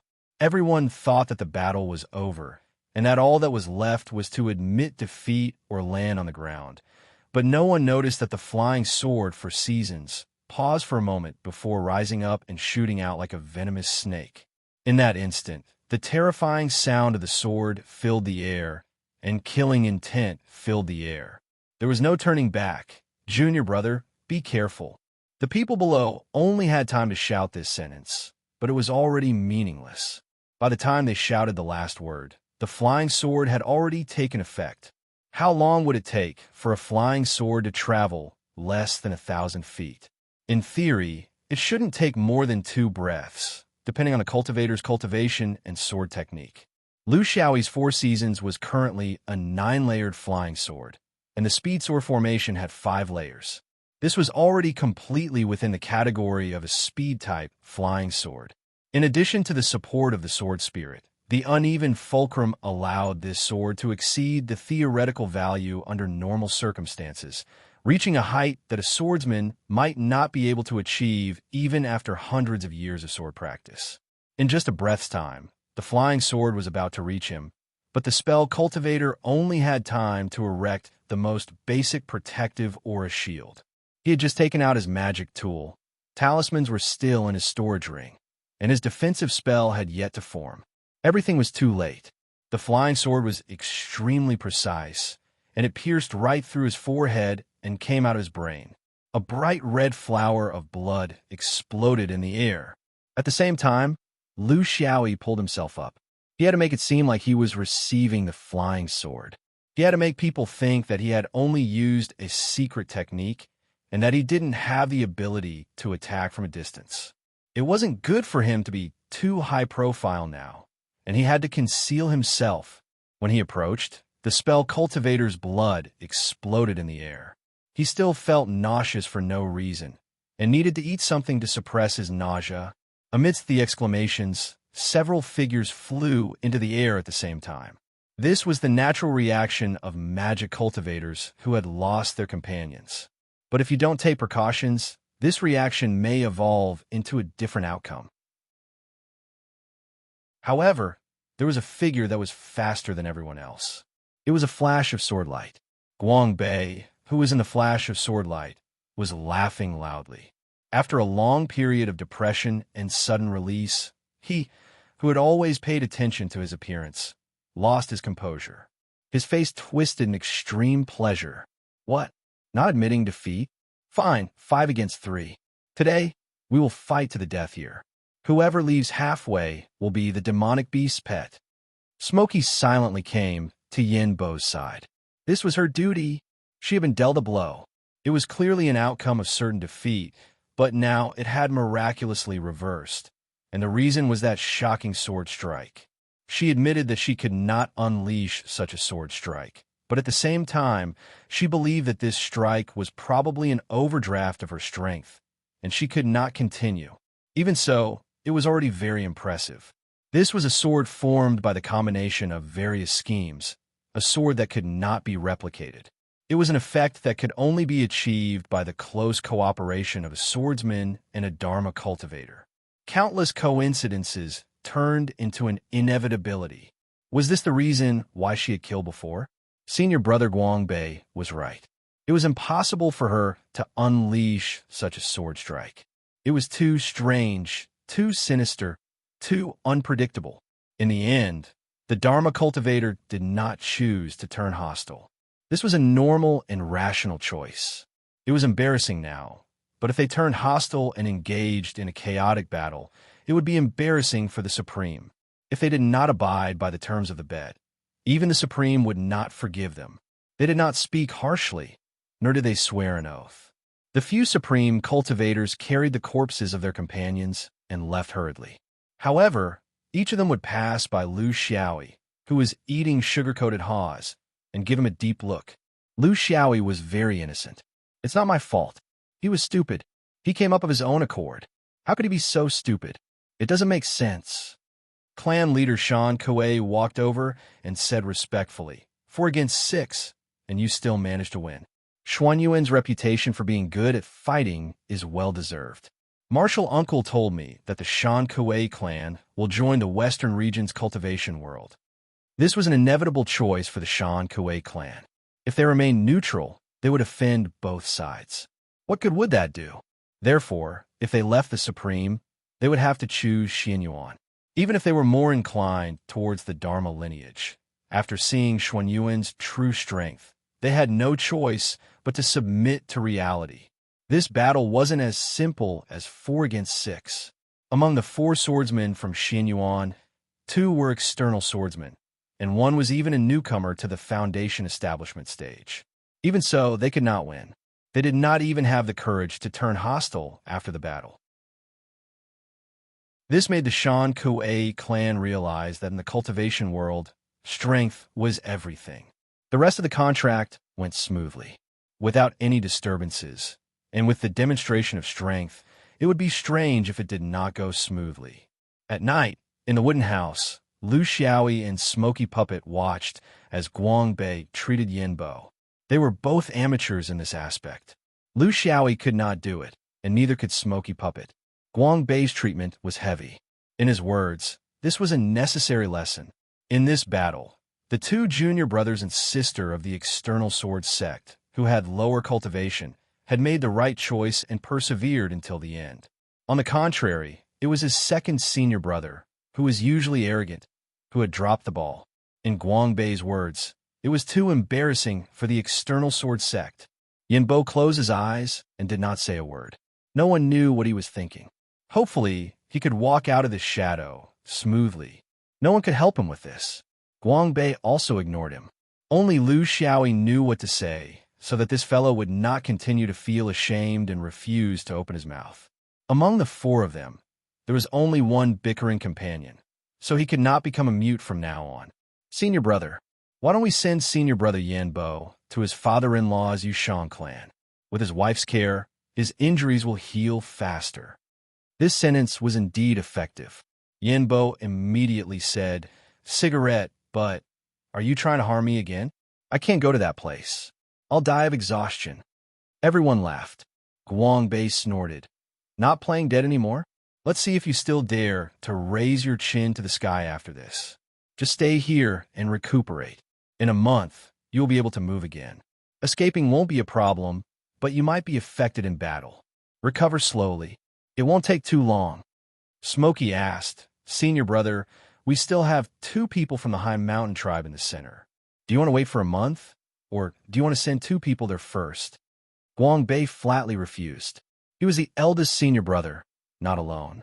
He had to be responsible for the safety of his junior brothers and sisters.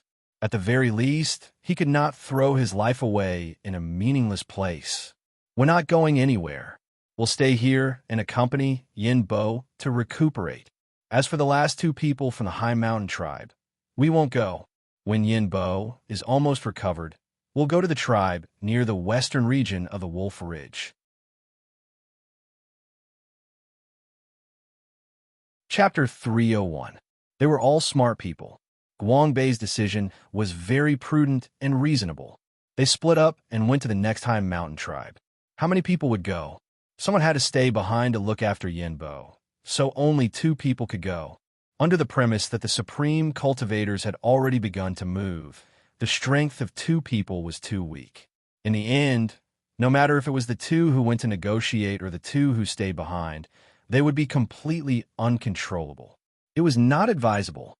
If they stayed here for more than a month, the remaining 2 High Mountain tribe members would have already been persuaded by the supreme cultivator. If they rejected the supreme cultivator, they would also reject Xianyuan and wholeheartedly maintain their independence. Otherwise, they would have already sided with the supreme cultivator, so there was no point in going or not. Moreover, it would increase the chances of fighting against the supreme cultivator. If there were 4 inner swords here, Guangbei would definitely go, not for the contract, but to provoke them. However, it was different now. Yinbo and Lu Xiaoyi had not reached the level he wanted. There was no need to waste these 2 good outer sword seedlings on fighting Qi.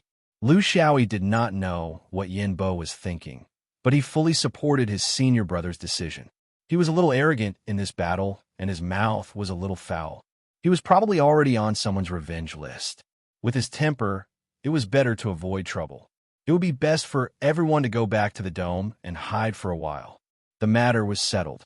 Lu Xiaoyi still pretended to be concerned. "Senior brother Yinbo, senior brother is so careless. Do you want me to find a gentler female mountain Pishio cultivator to take care of you? With senior brother's peerless beauty, you might even get a Dao companion. Yinbo is famous for his beauty. Every clan has a mother-in-law. It's also a good story." Yinbo said, "Cigarette, but I swear I won't let you live under the same sky." The days suddenly calmed down. This was Lu Xiaoyi's favorite rhythm. He began to return to his usual pace of cultivation. Every day, he practiced his sword in the mountains. It was a different feeling. So far, only the 4-season sword spirit had learned the 4-6 pivot of balance. However, after one strike, he was still a little rusty and could not control it perfectly. Zhu Cheng was slightly worse because the time it took to become a spirit was relatively short. His goal was that when he fought with others in the future, he wouldn't need to play those tricks of the cryptic domain. He just needed to let his opponent stand still and set up a defensive formation, and he would still be able to kill his opponent in one strike. This was the true flying sword in his heart. However, he had set his target a little too high. It was as if he was looking down on all the heroes in the world. The crux of the matter was that he was lazy. Since he could not avoid a fight, then he might as well use his sword. This reason was very strange, but Lu Xiaoyi did not have any grand ambitions, so he set a small goal first. This time, he didn't use hidden fragrance because without a sword spirit, hidden fragrance couldn't spread that far. In the face of a major event, he still had to be careful. He couldn't use it indiscriminately just because he wanted to create another sword spirit. If he didn't do it well, he might lose his life. On this day, Lu Xiaoyi was wielding his sword on a mountain peak. The mountain peak was surrounded by clouds and mist, giving it a feeling of being in a fairyland. The flying sword traveled through the clouds, relying entirely on the perception of his divine sense. It had a different kind of artistic conception. Vaguely feeling that someone was approaching, Lu Xiaoyi put away his flying sword and waited quietly. Taoist Guang Bei came out of the clouds and missed. He even joked, "Xiaoyi, your long-range attack almost pierced through your senior brother." Lu Xiaoyi knew he was joking. He had seen senior brother Guang Bei use his sword.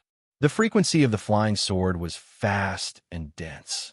It was really not something he could withstand. However, he estimated that if he had the same amount of time as Guang Bei to build his foundation, he wouldn't be too bad, right? The difference in cultivation level really had a big impact on him. Guang Bei came to his side and stood side by side.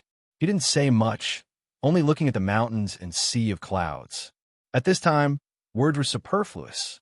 Only those who knew how to silently appreciate it could understand this artistic conception. After a long time, Guang Bei invited, "Want to compete?" Lu Xiaoyi gladly accepted. The two of them each occupied a mountain peak that was 4,000 feet away. Lu Xiaoyi knew that his senior brother wanted to test his swordsmanship, which was why they stood so far away. He could reach 4,000 feet, but Guang Bei could barely reach it. His maximum range of control was 3,000 feet, which was already close to the limit of the foundation establishment stage. He didn't hold back. This was a good opportunity to discover the gap between himself and a 5-ring foundation establishment cultivator. If it were anyone else, they wouldn't have given him such an opportunity. The 4 seasons were as fast as lightning, arriving in an instant. Guang Bei only used his flying sword to block and block, not moving to counterattack. He wanted to test the power of his junior brother's sword and see how he could kill with one strike. With this test, he immediately felt the weight of the flying sword. It was far heavier than a newcomer in the same realm. It was even heavier than Yin Cheng, a swordsman who had built his foundation for more than 40 years. What surprised him the most was that this wasn't a one-off deal. Even at a distance of 4,000 feet, the flying sword was still perfectly controlled. It circled around, slashed, stabbed, and slashed, abnormally agile. Even someone as strong as him had to take it seriously. He didn't dare to let his guard down. The difference between the inner flying sword and the inner flying sword was that the inner flying sword's attack frequency was higher. A single flying sword was like a group of flying swords, winning by quantity. Moreover, there was no need to worry about using up all the flying swords. The outer flying sword's attack frequency was much lower. This was a shortcoming, and it couldn't be compared to the inner flying sword. However, because the outer flying sword had form and substance, it was stronger than the inner flying sword. Even a powerful inner flying sword like Guang Bei couldn't cancel out the power of the 4 seasons with just one strike. It would take at least 2 or 3 strikes. He also realized that the power of the 4-season sword was always different. When it was strong, he would need 3 strikes to repel it.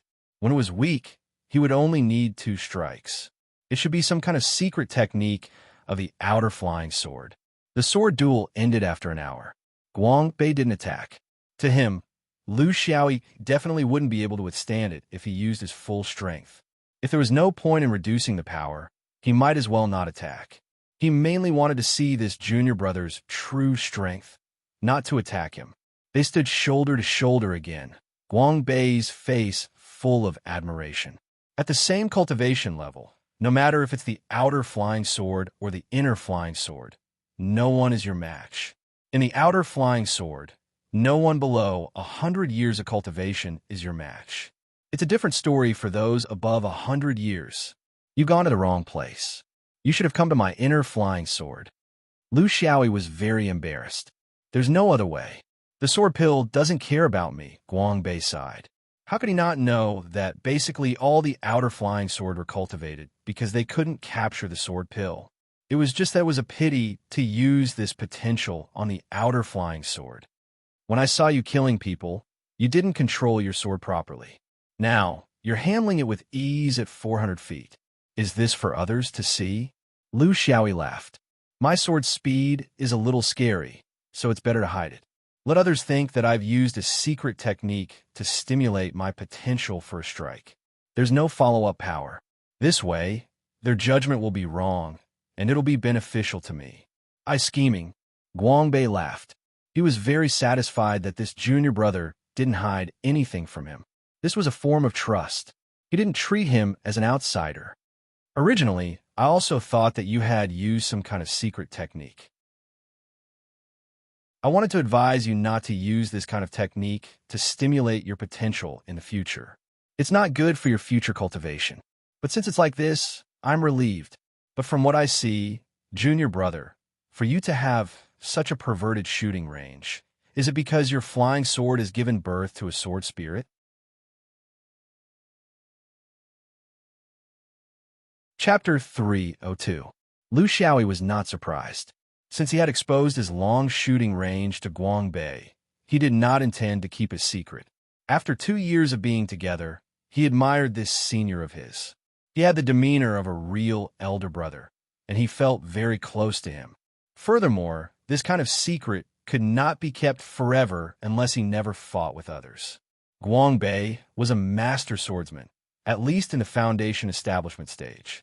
He could immediately feel the difference with just one touch. That's right. It's a little strange. It's hard to find a real reason for the birth of a sword spirit. It would be great if there were a few more. Guangbei laughed and shook his head. It's already a great fortune to have one, and you're still thinking of getting a batch? If that's the case, not to mention external swordsmen, even internal swordsmen would be beaten by you. I've seen your swordsmanship. I wonder what direction you've chosen for your cultivation in the future. Lu Xiaoyi knew that his senior was not trying to find out his secret, but was trying to help him come up with ideas. Of course, he was very willing. In a sense, the suggestions of internal swordsmen were even more valuable than those of his external swordsmen. My main direction should be the sword spirit. This is the most important part of my swordsmanship system. But my problem is that my communication with the sword spirit is very slow, and I can't fully utilize the sword spirit's power. This is the most troublesome part for me. Guangbei nodded and encouraged him to continue. In terms of pure swordsmanship, I feel that the external swordsmanship will never be able to reach the level of the internal swordsmanship. It's all-encompassing, ultra-high frequency, and concentrated attacks. Therefore, I want to increase the power of a single attack, and strive to break through the defense with one attack. I don't know if this direction is right. My cultivation is a shortcoming, and I can only wait for a while. I can't wait any longer. Guangbei closed his eyes and pondered. After a long time, he said, I can't tell you the details. After all, I'm not an external swordsman. If I go into too much detail, it might affect your judgment. But in terms of two aspects, as someone who's more than 100 years older than you, I have some experience. First, your judgment on the sword spirit is not bad. For a swordsman, the human body is strong, but the spirit is weak and cannot fully utilize the power of the sword.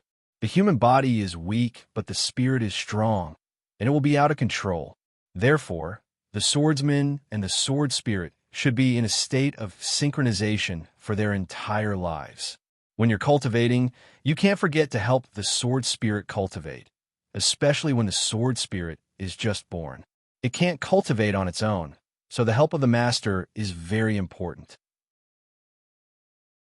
Although I don't know what's going on with the sword spirits of your external swords, in my opinion, since they're both swords, then the sword spirits of the external and internal swords should have something in common. Some of the training methods should also have something in common. It's impossible for them to be completely separated. In the inner sword fan tower, there are a few ways to train the sword spirit. Of course, the main focus is on the sword pill, but I think you should take a look. Maybe you can find something useful that can speed up the training of your sword spirit and quickly approach your current realm. Lu Xiaoyi nodded. There's actually such a technique. If senior martial brother hadn't mentioned it, I wouldn't have noticed. But why didn't I see anything similar in the Boa Tower of the outer sword, but only the inner sword fan tower has it? Guangbei smiled. Of course there are external swords. It's just that you can't see it. In the outer sword, the sword spirit of the flying sword is at the yuanying level, so all the similar techniques can only be seen by perfected yuanying people. You can't come into contact with them. Even if you do come into contact with them, you can't cultivate them because all the techniques are based on the cultivator being a yuaniing person. We can't even understand those things. So how can we cultivate them? The inner sword is different. We have the sword pill and the sword spirit from the foundation establishment stage. So these techniques are also suitable for foundation establishment cultivation. It's the right path. In theory, the outer sword and the inner sword can observe each other's techniques. But this requires the approval of the elders and a certain level of status and recognition.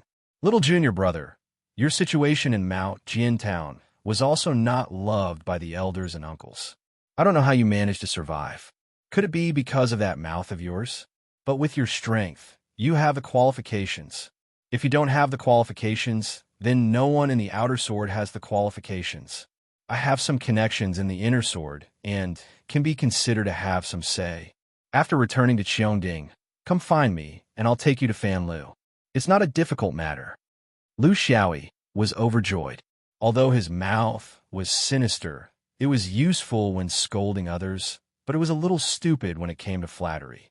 Moreover, he didn't think that someone like his senior brother who helped him could be repaid with words. Guangbei snorted, "Pay attention." Without any warning, a ray of light flashed above his head, and he felt a murderous aura. In an instant, a several zhang thick bluestone, 300 zhang away, was cut in half. He could barely achieve this with Zhu Cheng, but the problem was that senior brother Guangbei was an inner sword. The inner sword was inferior to the outer sword in terms of power. This could be seen from the fact that senior brother needed 2 or 3 strikes to force back his 4 seasons. But why was senior brother's strike so sharp? With such sharp penetration, coupled with the high frequency of strikes, how could others block it? Did you see it clearly? What did you feel? Guangbei asked. Lu Xiaoyi pondered carefully. It seems like senior brother used a power that doesn't really belong to you. Guangbei nodded and exhaled. Yes, I used a power that doesn't belong to me, but I can control it. This involves the second point that you're worried about. The problem of the flying sword's power. The power of a flying sword depends on many aspects, such as the sword spirit, speed, experience, proficiency, swordsmanship, sword formation, material, etc. But the most basic is still cultivation. But cultivation can't be achieved quickly and shouldn't be pursued quickly. What I showed you just now is only the tip of the iceberg. It involves influencing flying swords, or even all orthodoxies, whether it's the power of swords or spells. As a cultivator's realm increases, this direction will become more and more important, and that is the higher the level of a cultivator. Force. Force. Lu Xiaoyi suddenly understood. This was a brand new door that was slowly being pushed open in front of him. Guangbei was in high spirits. Everything in the world has force. There are no living things. Mountains have mountain force. Water has water force. Wind has wind force. Clouds have cloud force. Power has power. Men have power too. Since that's the case, the flying sword naturally has force too. Where does force come from? Not only from oneself, but also from borrowing the force of heaven and earth. Our realms are low now, and we may only be able to draw from the stones and scenery around us. When our realms are higher, it may be a world of its own. When we reach that unspeakable realm, the universe and stars, all of them are places to draw from force. My strike just now drew from the 3 forces, the mountain force of high peaks, the wind force of going against the wind, and the force of venting the pent-up frustration in the heart. Borrowing the force of the 3 forces, one strike with several times the power. This is just the tip of the iceberg, and it has great potential in the future. It's an essential part of all cultivators who want to be above others. It can't be underestimated.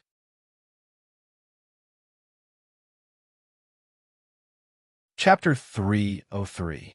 P.S. In August, Old Sloth would update at least 10,000 times a day, so he should be able to gather enough monthly tickets. Seeing that the end of the month is approaching, that thing won't produce any offspring and will expire. Therefore, I asked my friend to see if there are any tickets in your hands to help Old Sloth Lu Xiaoyi's heart surged as he listened, but he was more concerned about where he could obtain such a technique. Obviously, Guangbei knew what he was thinking. Regarding force, there are both external and internal swords. There aren't too many requirements regarding the realm. Of course, we can't understand force that is too complicated and profound right now. You can go to Boa Tower to look for it. It's bound to be there. When you come to Fan Tower, you can also choose a suitable technique from the internal swords related to force. This thing is even more illusory to cultivate. It doesn't have a fixed method and is more focused on understanding. In terms of mental state, how much you can achieve depends on your innate talent. Lu Xiaoyi was very curious. Senior brother, how many disciples of large sects can comprehend force? Guangbei looked into the distance and sighed softly. Very few. You have to know that although cultivators seem to have a long lifespan, in fact, they don't have enough time. In the first 50 years after foundation establishment, the focus is on cultivation. This is the foundation of everything. During this period, there is also the initial sculpting of swordsmanship. The internal sword needs to learn the sword's speed and frequency, which takes up a lot of time. The external sword needs to be carved into sword formations, which is also a clumsy effort. After 50 years, when you have a certain foundation in all aspects, you need to go out and gain experience, make friends, and broaden your horizons. Most importantly, at this stage, it's time to start accumulating resources. The internal sword is a bit better, but the external sword needs to be carved into sword formations. If you want to increase your strength, you have to carve more flying swords, but carving more flying swords requires a lot of resources. This cycle repeats, creating a vicious cycle. After 100 years, there is only one goal left, which is to attack the Jindan. This is a process that requires a lot of resources. Therefore, in the life of foundation establishment, you are always in a kind of balance between survival, improvement, resources, and the upper realm. It's very difficult to have a fixed time to comprehend some illusory things. Enforce is a skill that requires a lot of innate talent. It's not something that can be solved by hard work. Of course, these are the experiences of ordinary foundation establishment cultivators, with the exception of abnormal freaks. Lu Xiaoyi acted as if nothing had happened. It was as if his senior brother was not talking about him. If he could feel these things, then he should be one of those ordinary people, right? His cultivation was low, his resources were scarce, and his living environment was harsh. If not for the sword spirit's help, he would have long become a commoner. After comprehending force, one can stand out among the elites of a sect and become a true peak existence. Cultivators like you and Wu Shang didn't comprehend force, only that Lan Sheng had some clues in this regard. Your senior brother Yin Bo also didn't comprehend force, otherwise he wouldn't have lost so miserably. His basic swordsmanship and cultivation are already sufficient, but he's still lacking in this aspect. That's why he hasn't been able to improve his battle prowess. He looked at Lu Xiaoyi. If you comprehend force and have a chance to stand out, you'll probably be able to fight for a spot on the 5-ring foundation establishment ranking list. You're confident that you'll be in the top 1,000. What do you think, Xiaoyi? Lu Xiaoyi didn't care.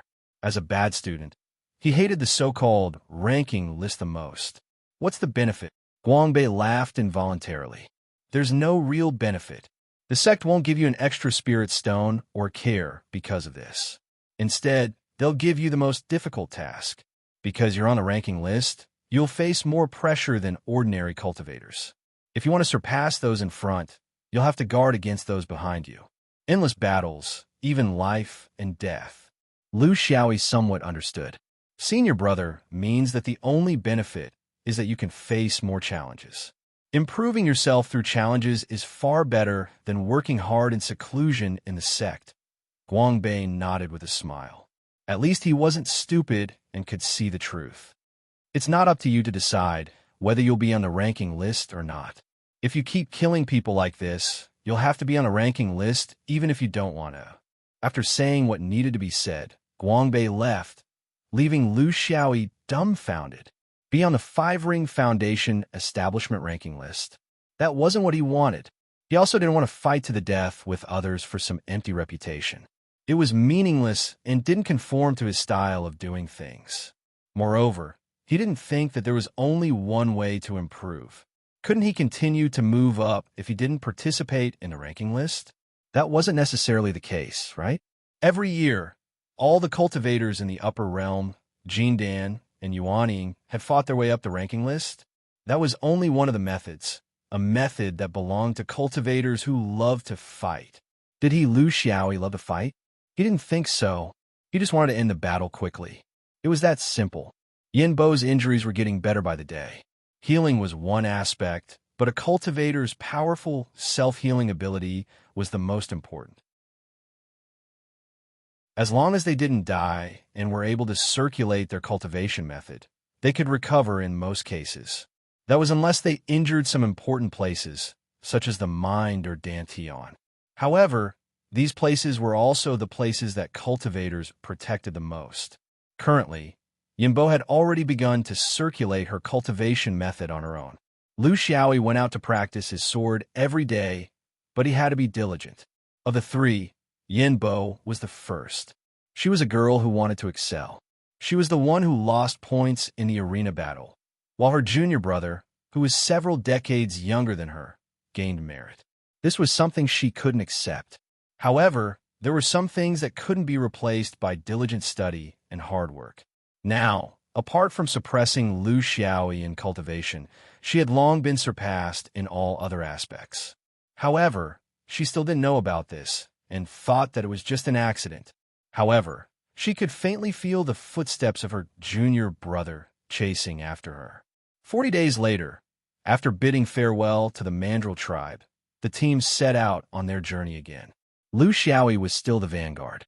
In the beginning, everyone joked around and taught him a lesson about his cowardice. Now, they completely trusted him. There was no one in the team more suitable for this position than him. With sufficient speed and precise positioning, everyone began to fly back under his guidance. Their next target was the 12 mountain tribes near the front line of the western regions. Because of Xuanyuan's strong influence, these tribes found it hard to refuse Xianyuan.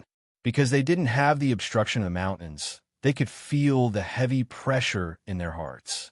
Lu Xiaoyi flew very cautiously. Although Guang Bei didn't say anything, this was his responsibility. After the supreme cultivator left, there was a possibility that he would gather people to take revenge on them. Guang Bei wasn't afraid of this, and Yin Bo were the same. They were even a little eager to give it a try. However, since his senior brother didn't say anything, he understood that his senior brother was the one who decided what to do next.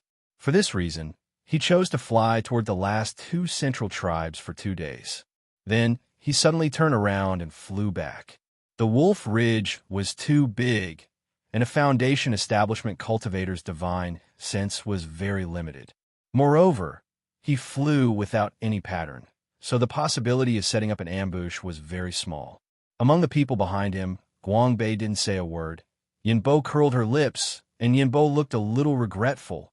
The Supreme Cultivator definitely had more people in this area than they did, and it was very likely that there were more than 6 of them. The tactic of using numbers had always been the favorite of magic cultivators. Therefore, when encountering a Supreme Cultivator, an absolute disadvantage in terms of numbers was inevitable. Lu Xiaoyi's actions weren't without reason. 10 million people, I will go. This was only a legend. It required a specific environment and situation, and not a brainless place to drill into where there was danger.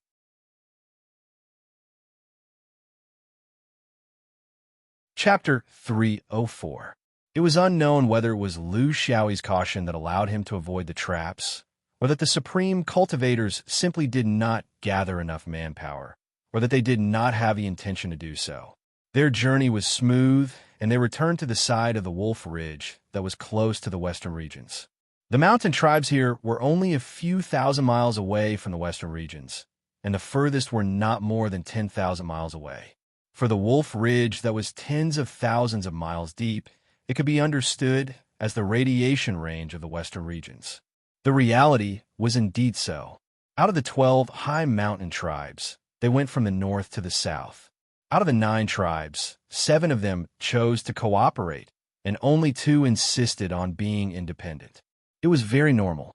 Those that judged the situation, there would definitely be those that were stubborn and unyielding. This was the innate nature of the Aboriginals. It was only because tens of thousands of years had passed that the grudges had long faded. Otherwise, none of the tribes in the Wolf Ridge would be willing to submit. The reason why they sent these small foundational cultivators was because of the principle of voluntariness. It was to allow both sides to speak on equal terms and not to force them. If they really used force, Jean Dan's Yuaniing would attack together. Under the threat of extermination, how many people would be able to withstand it? But if they did that, they would lose their voluntariness, and there would be no end of trouble. The Tentai Mountain tribe was known as the Northern Tribe. It was the most cultured tribe among all the high mountain tribes that they had encountered. It was 5,000 miles deep into the Wolf Ridge and belonged to the kind that was neither deep nor shallow. It had been 5 years since they left Mao Zedong town. The 4 of them had gone through all kinds of experiences and conflicts, but in the end, they became the best of friends. Between cultivators, this kind of friendship was very precious, because as their cultivation level increased, it became harder and harder for cultivators to have this kind of experience together. In terms of temperament, it became harder and harder for them to open their hearts to each other. Just from making friends, to Lu Xiaoyi, it was worth it. It was much better than him staying at Mao Zedong town, foolishly working hard. In these 5 years, almost everyone felt homesick. The dome was their home. They could not be like the high-level cultivators who could walk for hundreds of years and still not care about their cultivation level. This was also human nature. The growth of a cultivator, the change in their temperament, was accumulated bit by bit. In the end, they would become a lonely and emotionless rock. Of course, the vast majority of people didn't even have the chance to turn into stone. They could only turn into dust and be blown away by the wind and rain. Wangbei tribe, Gaojian tribe, Shueling tribe. Only 3 more. Little E, fly faster. Did you not eat enough? Yin Bo urged him from behind. His personality wasn't like this. Instead, he should always have a loser's appearance. He raised his chin slightly and looked up at the sky. However, this appearance of his was also the target of the other 3 in the team. Therefore, although he still acted the same way to outsiders, he no longer pretended to be in the team. In terms of bickering, Lu Xiaoyi was not inferior to him. Senior brother Yin Bo, you're still missing one, right? Have you forgotten about the Red Dome clan so quickly? There are also beauties waiting for you to reunite. TSK, I haven't seen you in 5 years. You're so hungry and thirsty. Do you want me to hunt a blue sheep to nourish you? Smokey snorted. She had long been immune to these 2 people's boredom. It was Guangbei who joined in the fun, which was rare. Little E, you don't understand. The blue sheep couldn't do it. I need the mountain ant wine. Wangbei, senior brother, this place is destined to be with you. Lu Xiaoyi originally wanted to say Gu Bei, but when the words came to his mouth, he felt that it was a little inauspicious. This feeling was very inexplicable. In the midst of chatting and laughing, the Wangbei tribe appeared in front of them. Everything went smoothly, just like most of the situations they had experienced before. The Wangbei tribe had no objection to the proposal of the Xianyuan sword sect, and they couldn't possibly oppose it, especially when they saw so many mountain ant tribe members had already surrendered. After the agreement was completed, the Wangbei tribe leader, who was dying and smelled of elixirs, came over to greet them. The atmosphere was very harmonious. During the conversation, there were hidden worries on his face, and occasionally he would evade. Guangbei smiled and said, "What's the matter, patriarch? Since you and I have an agreement, we should help each other and tide over the difficulties together. Why don't you say it? There are many people with wisdom. If we can't solve it, there will be someone who can. What's there to be embarrassed about?" The patriarch laughed self-deprecatingly. "Fellow Taoist, please don't blame us. The Wangbei tribe has always been alone here. Everything needs to be solved by ourselves.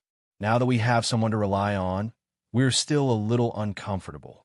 I don't know how to say it, and I always feel that we have troubled others." Guangbei nodded in understanding. The tribe that was used to being alone did have such a problem, and it was not only the Wongbei tribe. Along the way, they had indeed solved some practical difficulties for several tribes. There were also some that could not be solved, and they went back to report to the sect, and there would be superior cultivators to solve it. Habits were all cultivated. Now it was a habit of being alone. In the future, it would be a habit of reporting big and small matters to Xinyuan. Who could say which habits were good and which were bad? Everyone knew the propriety, but how many could really master it? The patriarch coughed softly and said seriously, "The trouble of the Wongbei tribe is not far from the tribe's gathering place. There's a natural crypt there. It has been there for a long time. Anyway, it has been there since the tribe was founded. I'm afraid it has been there for at least tens of thousands of years. There are countless crypts in the Wolf Ridge, and it is not a rare thing. There are some ferocious beasts and poisonous insects that we can deal with ourselves. This crypt is unusual because it is unfathomable. After so many years, generation after generation, no one knows how deep it is. But the cultivators of the Wongbei tribe are only at the foundation establishment stage, and our ability is limited. We don't have the ability to go too deep. Anyway, there's never been any strange beasts or birds of prey that came out to hurt people, so we just let it go. After a long time, we got used to it, and no one paid attention to it. 3 years ago, a tribesman happened to pass by the crypt and heard a strange sound inside. This was the first time in tens of thousands of years. At first, we thought it was the sound of some wild beast falling in, so we didn't pay much attention to it. But later, this strange sound became more and more frequent, and it lasted for a long time. If it was just something falling in, it wouldn't have lasted for so long. So a cultivator volunteered to go down and take a look for the sake of the tribesmen. But when he went down, there was no news. He didn't see anyone, and there was no warning, which made people suspicious. We all guessed that he had encountered something, and it pointed to disaster. A year ago, in order to find out what happened, another 2 cultivators of the foundation establishment stage went down to look for him. Because they knew it was dangerous, they were fully prepared. They had plans for all kinds of possibilities. But when they went down, they were like the previous cultivator. They didn't come back, and there was no news. They couldn't even send a warning. The Wongbei tribe was a small tribe with tens of thousands of people. Cultivators were precious, and there was one less person left. If they all died here, how could immortals live in the future? So we had to suspend the search. Originally, for a crypt like this, it didn't matter if it was far away. Anyway, it wouldn't affect our lives. But its location was only about 10 miles away from the tribe's land, and it happened to be on the main road in and out. I'm afraid that if there is really something down there, what should we do when it comes out and hurts people on a large scale? So I've been worried for the past few years. I don't know what to do. Should I investigate, or should I just let it be? It makes people at a loss. These small things may be nothing in the eyes of Xinyuan, but here we are at our wits' end. Please don't laugh at us.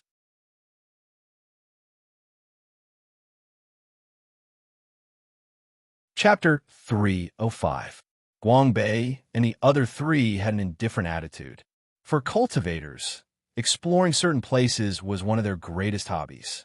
Regardless of whether or not they found anything, it would always satisfy their curiosity. Lu Xiaoyi was a little different. He hated exploring unknown places the most, especially dark and damp places like underground caves. According to his thinking, there were only 2 ways to deal with this kind of thing. Either throw down explosive talismans and other similar explosive items, or simply seal the entrance. Either way was better than going down alone. This was the same way he dealt with the Dao Child incident in Spearpoint Town. Either he didn't take the initiative, or he would jump out himself and deal with it in broad daylight. Wasn't that better? But Guangbei and the other 2 clearly didn't think so. This was a completely different attitude towards cultivation. They were very interested in this underground cave. Their diplomatic mission was about to be completed. In these 5 years, other than the somewhat thrilling encounter with the mountain python tribe, all other places were stagnant waters. This caused their hearts to beat wildly. Seeing that there was still something new to unearth before the end of the mission, they absolutely couldn't let it go. If they changed places, even if no one invited them, they would still have to sneak down. Lu Xiaoyi didn't stop them. In fact, with his current status in the team, he was no longer a small follower, but a member. He had the qualifications to voice his opinions, but they were only opinions. Moreover, the cluster of luck in his mind didn't change at all. This thing had already become a sore point for him. Before he reached Foundation Establishment, it had appeared twice, and then there was no more activity. Apart from being able to see if others had this fragment of luck, it didn't seem to have any other use. But no matter what, no change was a good thing. Was it just an adventure? The four of them quickly arrived at the underground cave with the Patriarch. It was a very hidden place behind a huge mountain rock. Under the cover of vines, it would be very difficult for non-native mountain people to find it. Yinbo moved. With a wave of his flying sword, the cave entrance was cleaned up, revealing a large hole that was several feet wide. Cold air surged up from within, and when he probed with his divine sense, there was no end to it. Guangbei looked at the Patriarch. Patriarch, are you interested in going down to investigate? The Patriarch was a sensible person, otherwise he wouldn't be sitting in this position.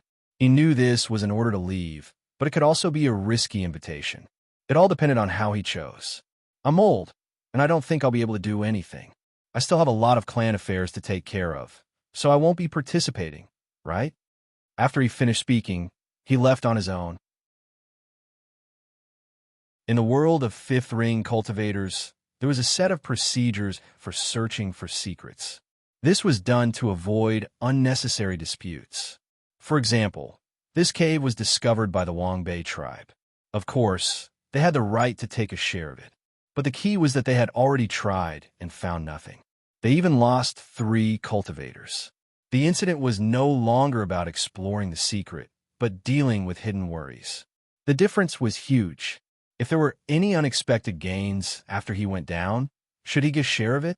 You can't expect someone else to help you deal with the problem and still want to share the rewards with you, right? There could only be one of the two. Either you go down with us, and you will get a share, or you leave, and the harvest will have nothing to do with you. But if you solve the hidden problem in the cave, you have achieved your goal.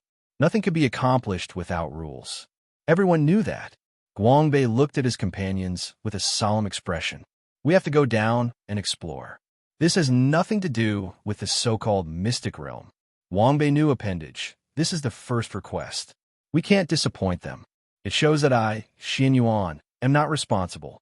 We can't report this to the faction. We don't even dare to go in. It's not the swordsman style to talk about the dangers inside. Let's put aside whether we can solve it or not. At least, we have to know what's inside. This could be a trap. The Wangbei tribe may or may not know. This is not the most important thing. The most important thing is to find out the truth. I'll go down first. At least I have to figure out the general structure of this cave. I won't go too deep. The limit is 100 feet. Then I'll come out and we'll discuss the next step. Lu Xiaoyi breathed a sigh of relief. Senior brother Guangbei was indeed shrewd and cautious. Even at the last stage of the mission, he didn't let down his guard. This was a rare quality. He deserved to be in the top 100 of the ranking list. He wasn't reckless and knew what to do and what to be careful of. Seeing Guangbei disappear into the cave, Yin Bo explained, there are 3 rules for Inner Sword Foundation establishment. You can't go into a different space, you can't go into a narrow environment, and you can't go into unfamiliar teammates. It's not absolute. It's just a reminder. When you encounter these 3 situations, you have to consider in advance whether there are any traps. For us Foundation establishment, it's a problem whether we can come back from a different space. In history, countless swordsmen have gone missing because of this reason. Of course, it's the same for Dharma cultivators. Foundation establishment can't break through the walls of space.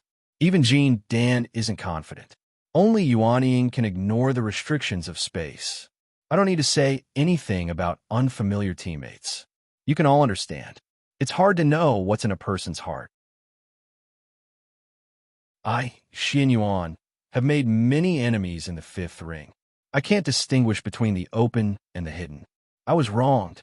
Yin Cheng asked, this cave may not be a different space. We're all from the same sect. Senior brother, do you mean this is a narrow environment that's not easy to enter? Yin Bo nodded. Just now, I used my divine sense to explore. The space within 1,000 feet is as narrow as the entrance of a cave. It's not convenient for one person to move around, let alone the four of us. The walls of the cave are all made of rock. Without a yuanying level earth escape, it's impossible to enter. In this kind of place, the power of flying swords is limited to the extreme. Even for us inner swords, it's even worse for you outer swords. You only have the ability to wield a sword. This is a swordsman's biggest taboo. Dharma cultivators are in a much better situation than us because they're not used to moving vertically. They're like magic cannons. A fire spell is like adding wings to a tiger in this place. This is why senior brother has to be careful. Yin Sheng and Lu Xiaoyi nodded in agreement. They were indeed inexperienced when it came to these details. They couldn't even compare to Yin Bo, let alone Guangbei. If you don't try, you'll never get experience. Your divine sense can only go down 1,000 feet. Lu Xiaoyi asked a technical question. For foundation establishment cultivators like them, their divine sense should have a range of about 3,000 feet. It didn't make sense for it to weaken so much in the cave. Yinbo smiled bitterly. After 1,000 feet, there are continuous bends in the cave. My divine sense interferes, so I can't see clearly. This was the limitation of divine sense, or rather, the limitation of foundation establishment cultivators' divine sense. After continuous bends in a narrow environment, not only would the strength of divine sense weaken rapidly, but it would also interfere with each other due to continuous collisions with the cave walls. It was just like the radar in his previous life that had a lot of clutter. The key point was that their current divine sense, or rather, their brain's ability to process countless information, was still too weak. They couldn't extract useful information from it, so what they saw was a blur. While they were discussing, a figure flashed at the entrance of the cave. Guangbei jumped out.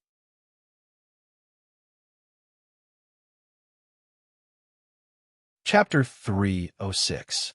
Guangbei's body did not have any abnormalities. It seemed that at least in this 1,000 feet, there were no accidents. Obviously more relaxed, Guangbei spoke concisely. I went down 1,000 feet, and after 3 bends, I used my divine sense to explore. After the 3 bends, there was a straight path of more than 5,000 feet, and then another bend. The size of the cave basically did not change, so I could not use it. It was all rock walls, and there was very little soil. Within 1,000 feet, I did not find any signs of demon beast activity, no imprints, and no aura. I also did not find any traces of human activity. My judgment is that this cave is very likely a leaked geocentric cave. Of course, the specific situation can only be handled by the sect. This is not something we can investigate. Geocentric cave was a specialty of the 5th ring. As the name implied, it was a cave passage that led directly to the geocentric cave. This thing came from a very long time ago, and there were not many historical records. It was probably tens of thousands of years ago when the domain changed owners. There was a great battle of cultivators in the depths of the geocentric cave. As a result, countless passages were created, leading the spiritual opportunity from the geocentric cave to the surface. In this sense, the geocentric cave of the 5th ring was a treasure land. However, this treasure land was forbidden to enter for fear that someone would cause trouble in the geocentric cave and destroy the spiritual opportunity of the entire domain. Therefore, after the great battle, the major sects of the 5th ring spent a long time sealing these passages one by one. This was a very complicated task because there were countless of such passages. Fortunately, the people of the 5th ring were also innumerable, so after tens of thousands of years, such passages had disappeared from the 3 major domains of the 5th ring. Disappeared? It was not absolute. Even a fool knew that the top sects would definitely leave secret passages in private, so extinction was only for ordinary cultivators. Wolf Ridge was a special place, and human cultivators did not set foot in it much.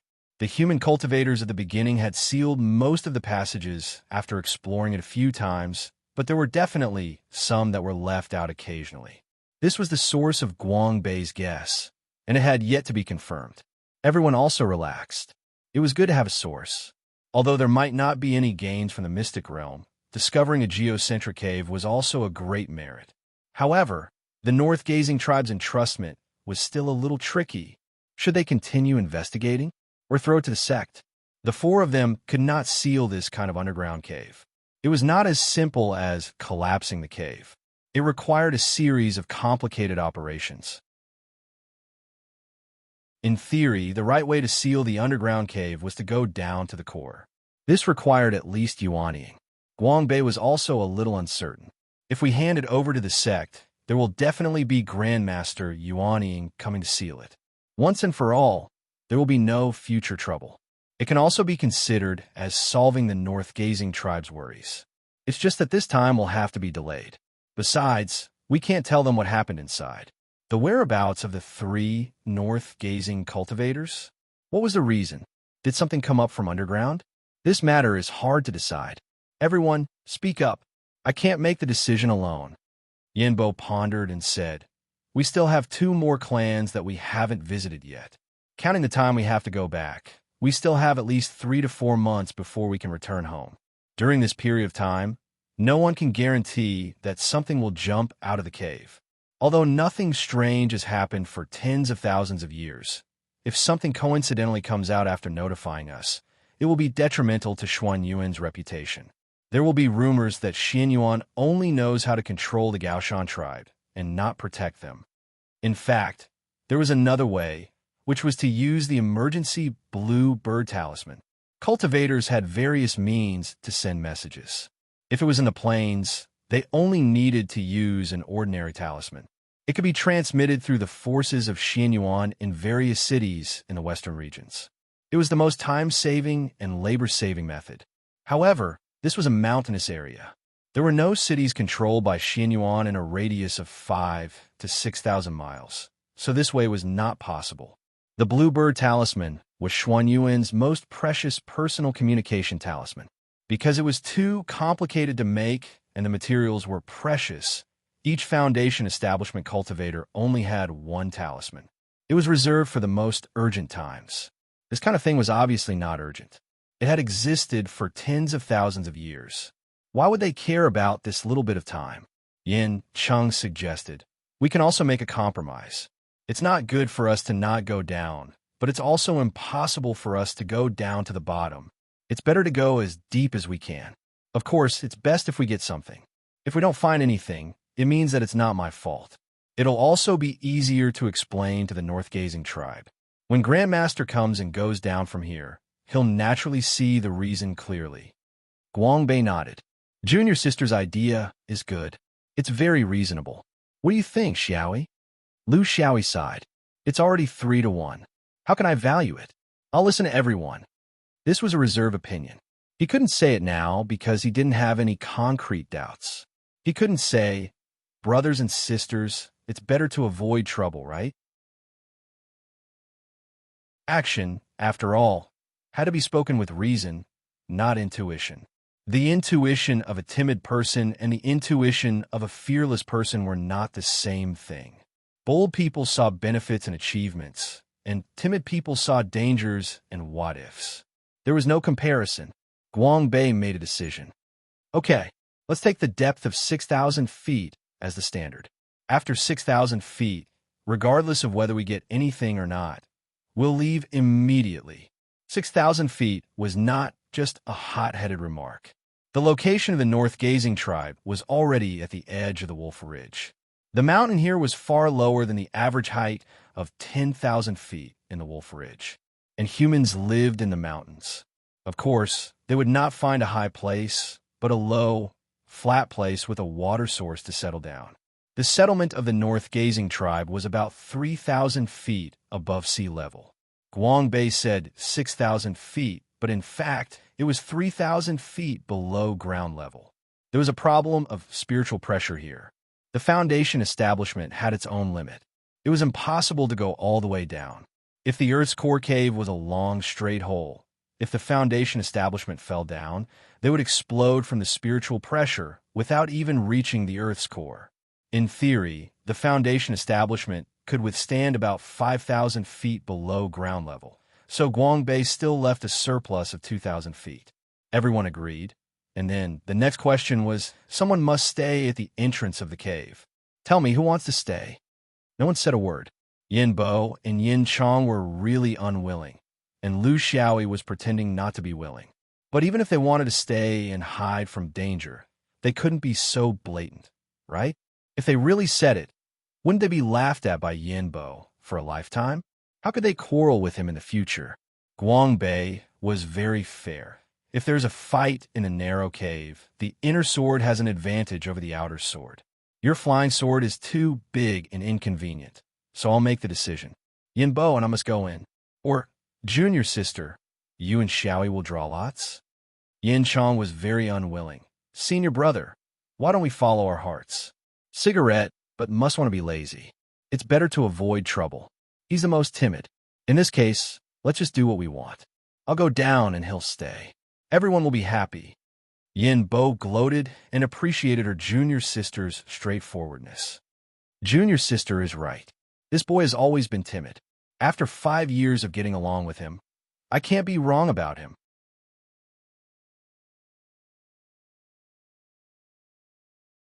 Chapter 307. P.S. Monthly ticket smash, don't stop. Guangbei waved his hand. Since we're a team, we have to treat each other fairly. We can't just do things based on our preferences. Going down requires the agreement of 4 people, not 3. Come on, long and short sticks, 1 for each hand. The long stick goes down, and the short stick stays. With Guangbei's divine sense protecting them, the 2 of them couldn't see what was going on. Lu Xiaoyi laughed dryly and stretched out his hand. Senior sister, you go first. Smokey didn't want to take advantage of him. But considering that this kid's luck had always been strange, she would rather believe in her own luck. She stretched out her hand towards Guangbei's left hand, but suddenly stopped when she touched it. She looked at the expressionless senior brother and suddenly changed her target, grabbing Guangbei's right hand. Guangbei sighed. Junior sister, your diversion is meaningless. He spread out his hands, the short stick in his right hand and the long stick in his left. Smokey laughed. I knew it. If you play with this kid, you'll always be the one to lose. It's the same no matter who makes the first move. Smokey was extremely depressed. Why did she change her target at the last moment? She thought she was smart, but in the end, she missed the right answer. Guangbei arranged. The cave is narrow. We can't walk side by side. We need to keep a distance. I'll be in front. Smokey is 100 feet behind, and Xiaoyi another 100 feet behind. Listen to my orders and obey them. When I say go, go. When I say go, go. When I say go, go. Don't delay the timing. Don't be so wishy-washy. The fact is, because of the narrow space, if there's a battle, 2 people can't fight together. They'll affect each other, and it'll be disadvantageous for them. So don't be emotional. The others nodded. This was the right thing to do. Swordsmen needed a wide space. Maybe they could ignore this when their realm was high, but in the Foundation Establishment realm, they couldn't jump freely when surrounded by rock walls. If a ball of fire came, everyone would be roasted into meat skewers. He looked at Smokey again. I'll leave the top to you. Yinsheng had no choice but to nod. In fact, in terms of the importance of her position was much more important than Lu Xiaoyi, who was the 3rd officer. The cave was narrow, and if someone had bad intentions and caused it to collapse, it would be very harmful to the people below. Guangbei entered the cave again. After a few breaths, Yin Bo followed. After another few breaths, Lu Xiaoyi made a face at Sister Iceberg, who was looking forward to it, and disappeared from the ground. Yin Bo was so angry that she stomped her feet. Inside the cave, the 3 of them maintained a distance of 1,000 feet from each other. This was a necessary precaution to prevent spells from entering the cave. 1,000 feet was a safe distance that could be used as a buffer. In the cave, it was cold and damp. It made people feel extremely uncomfortable. Only cultivators could endure this kind of environment. The walls of the cave were not smooth. Instead, they maintained the crisscrossing protrusions of the cave when it was split open. Some places were even as sharp as a knife. Guangbei's judgment was correct. This was indeed a mark left behind by the passage of time, and not a man-made creation. After going down 1,000 feet, there were 3 bends, which were twisted like hemp. They were in the shape of a spiral instead of simple right angle.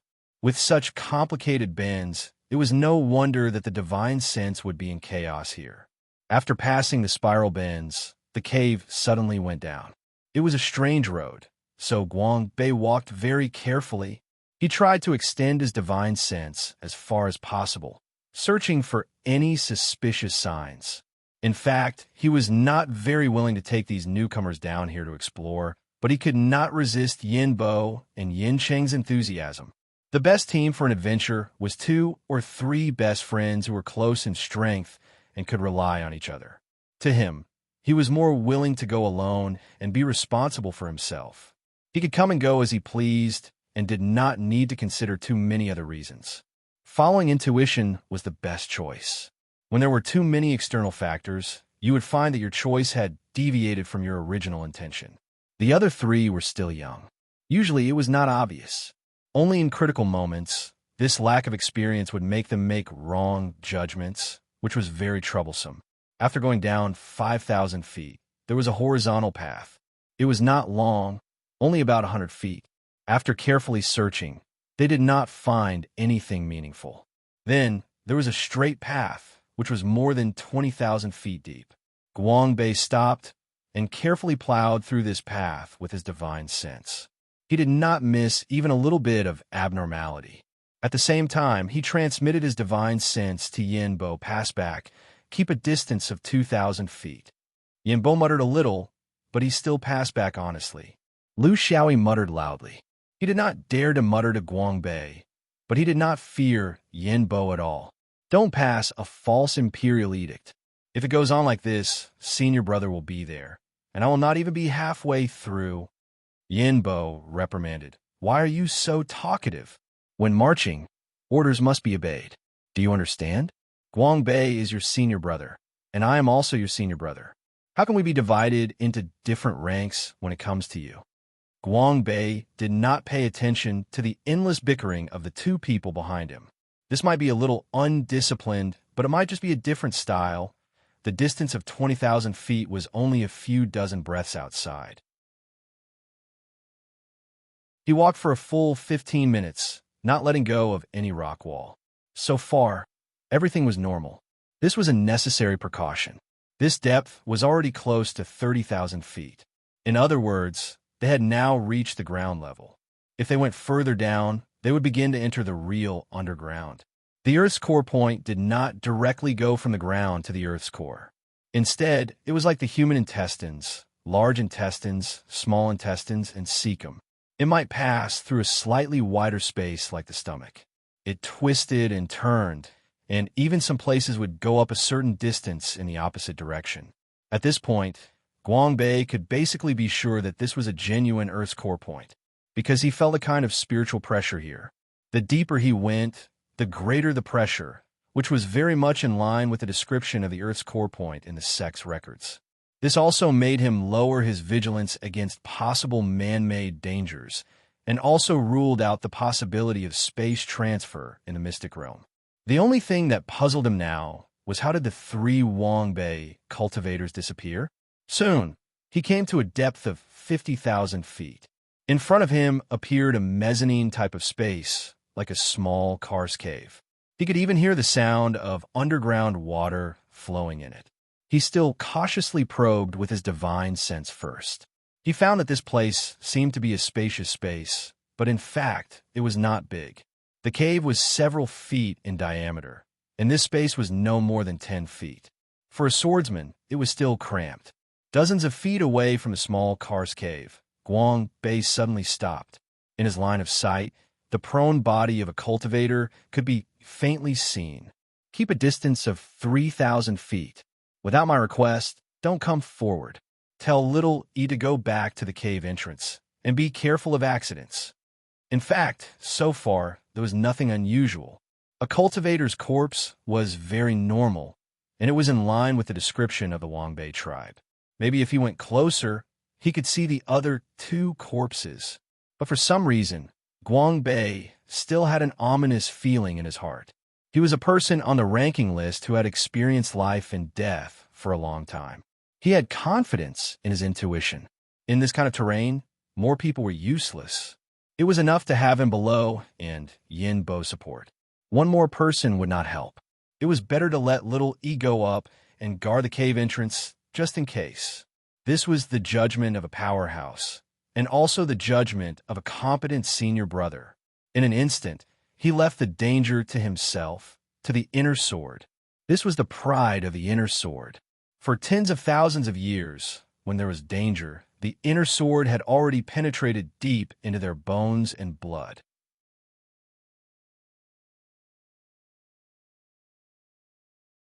Chapter 308. Little E, senior brother wants you to go back to the cave. Yin Bo's words made Lu Xiaoyi's previous complaint come true, but he didn't argue with Yin Bo, which was rare.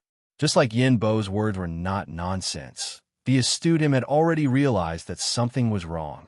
Senior brothers were there, so he shouldn't worry about the things ahead. His task was to ensure everyone's retreat. Got it. He turned around and ran away, even if the narrow cave made him bruised and swollen. Bickering was one thing, but when something really happened, the two of them didn't say a word of nonsense. Yin Bo was bored to death at the cave entrance. Her bad mood didn't prevent her from completing her duty.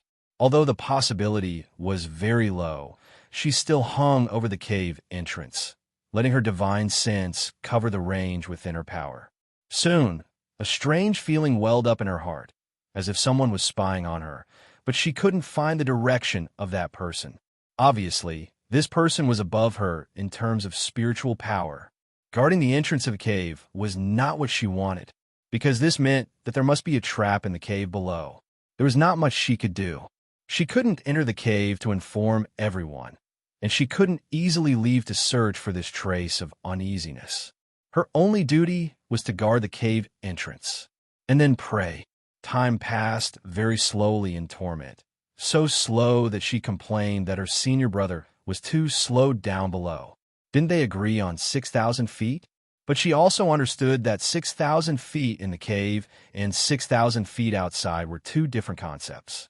She needed to be careful, step by step. At the same time, her intuition of danger became clearer and clearer. That was because the spying had always been there, and it was slowly becoming undisguised.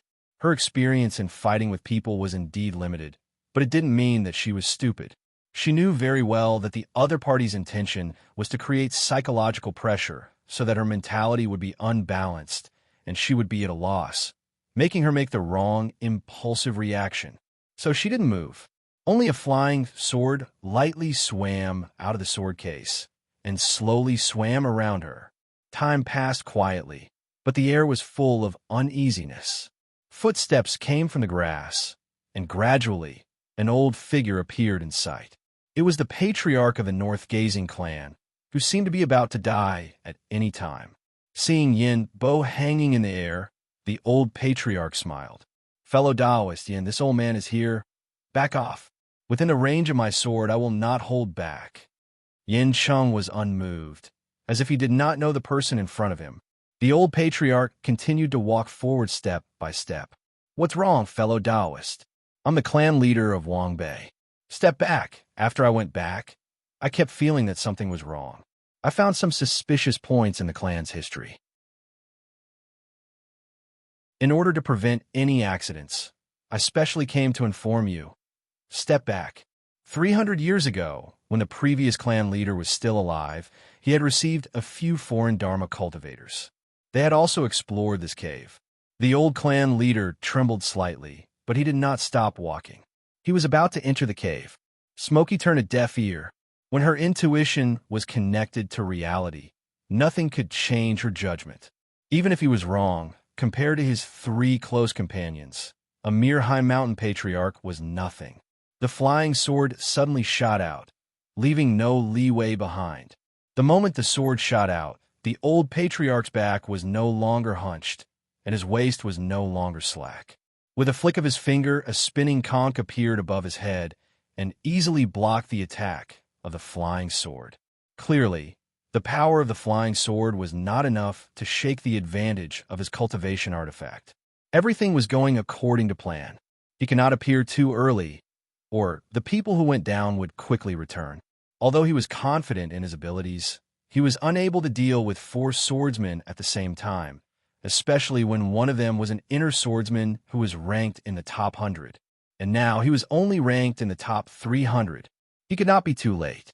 If he was too late, the traps below would be triggered, and it would be hard to say how many could he catch. If the swordsman escaped in a hurry, he would have less time to deal with the Kuin cultivator outside. The swordsmen were all wearing a layer of hypocritical benevolence, and had tender feelings for the fairer sex. Therefore, the one left behind to guard the cave would definitely be this Kuin cultivator, which was also his target. This was a plan to kill 2 birds with 1 stone. It could destroy Xuan Yuan's High Mountain Patriarch plan, and at the same time achieve his personal goal. He was only one person, and this was his habit. He had always believed that a true battle between cultivators relied on their brains and not brute force. Therefore, that group of fools from the Supreme Sect had been badly battered by these swordsmen. But he alone could do what the Supreme Sect's 6 people couldn't. He did not attack with all his strength, but instead gradually increased the pressure. What kind of threat could a swordsman who could only guard the cave entrance and did not dare to move freely as if he was flying pose? He needed to see clearly. When this Kuin cultivator had no choice but to use all her strength to deal with his magic, she could no longer hide the strand of destiny in her mind. This was his true goal. For this reason, he had searched for many people in the past 10 years, and they were all cultivators who had participated in the internal and external sword battle in Xianyuan. Yin was an idiot.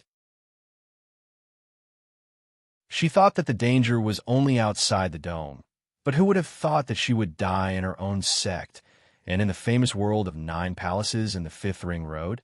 This showed the darkness of Xianyuan. Under the surface of iron blood and unity, it was actually a mess of corruption. He had already made a plan to deal with this idiot, but he did not expect that someone would directly make a move on the dome. He had to find out who this person was. It was none other than one of the dozens of external swords. He had plenty of patience, because this acquisition would change his destiny. This Kuin cultivator was also one of the external swords who had participated in the internal and external sword battle. Furthermore, he had insider information that this woman was one of the few people who had fought against Yin. There was a high chance that she had a fragment of destiny. It was just that she had used some trick to make it impossible for others to see through it. Everything was going smoothly. The only doubt was, with this woman's weak skills, how did she manage to kill Yin? Was a honey trap? As he took out his instruments one after another, talismans flew and spells bombarded. Yin Chun, who was originally weaker, lost the speed that swordsmen relied on to survive. The situation took a turn for the worse, and it was collapsing far beyond his expectations. He was very disappointed. He had once again chosen the wrong target. This woman did not have a fragment of destiny. He had found the wrong person. Disheartened, he would not show mercy to a woman. Although he had not achieved his personal goal, he could still achieve his sex goal. He would kill this woman and destroy the entrance of the cave. Let's see how many of the 3 people inside could survive. The female swordsman began to descend towards the entrance of the cave. Was she muddle-headed from all the killing? She would rather go down and be buried together with her companions than stay up there and suffer his spells. This was not the way a swordsman would act. But then again, how could a woman be a real swordsman? Perhaps there was a lover down there that she could not give up? They lived together and died in the same cave. He admired them very much and was willing to fulfill their wishes.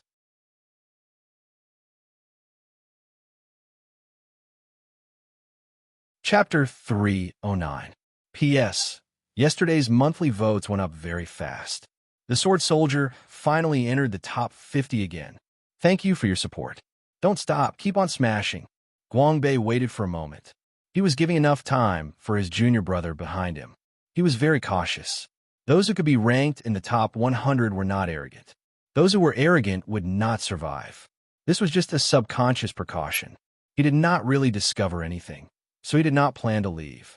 To be able to reach this step, besides being cautious, he was also fearless. The swordsman would not retreat without knowing what the danger was. This was a philosophy. Lu Xiaoyi did not understand this, but he did. Feeling that Yin Bo had retreated far enough, Guang Bei began to move forward again. The moment he stepped into the small karst cave, he stopped again.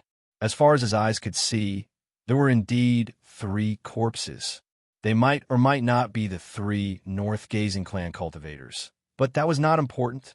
The important thing was that there were 2 other pairs of eyes in the small karst cave. They were not human eyes. The mountain owl was a rare monster with a strong sense of territory. It had copper skin and iron bones, and could tear apart tigers and bears in close combat. Its only weakness was that its spiritual power was very low.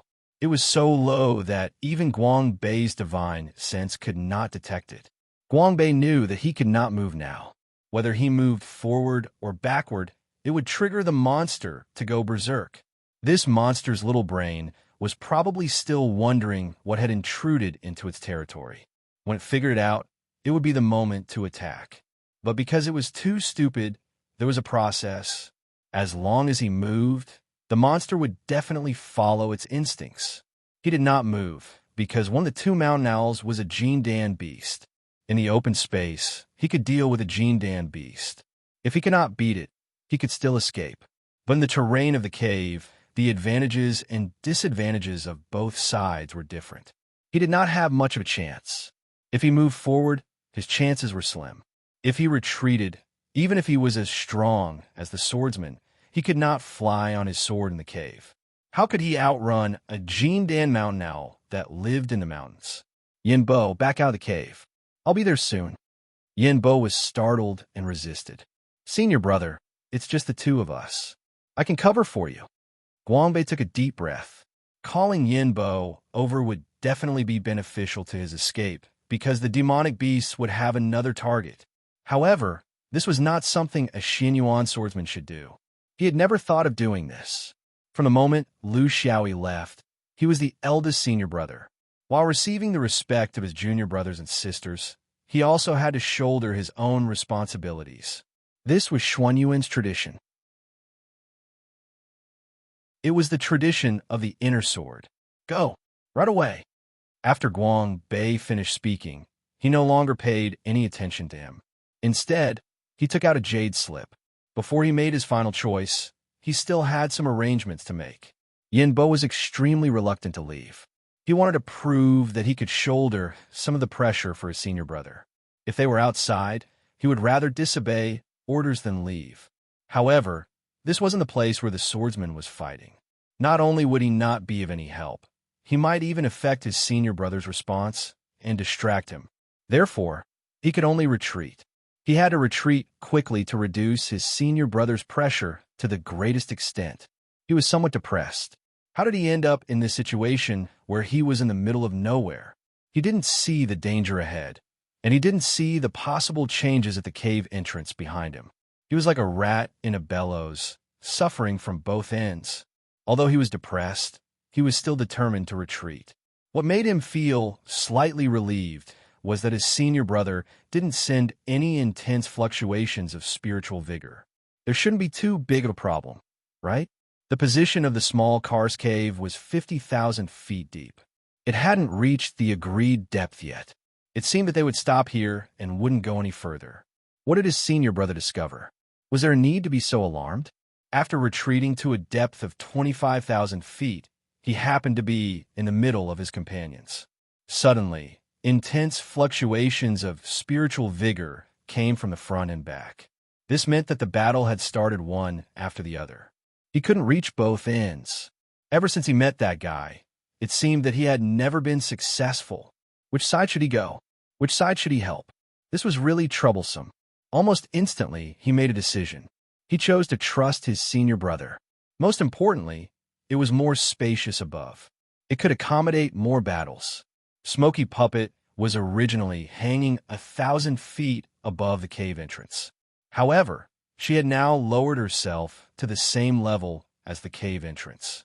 This was an inconceivable choice for a swordsman.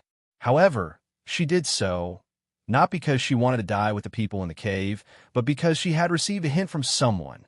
Just as she approached, she felt 3 killing intents rushing out from behind her. 2 were fast, and 1 was slow.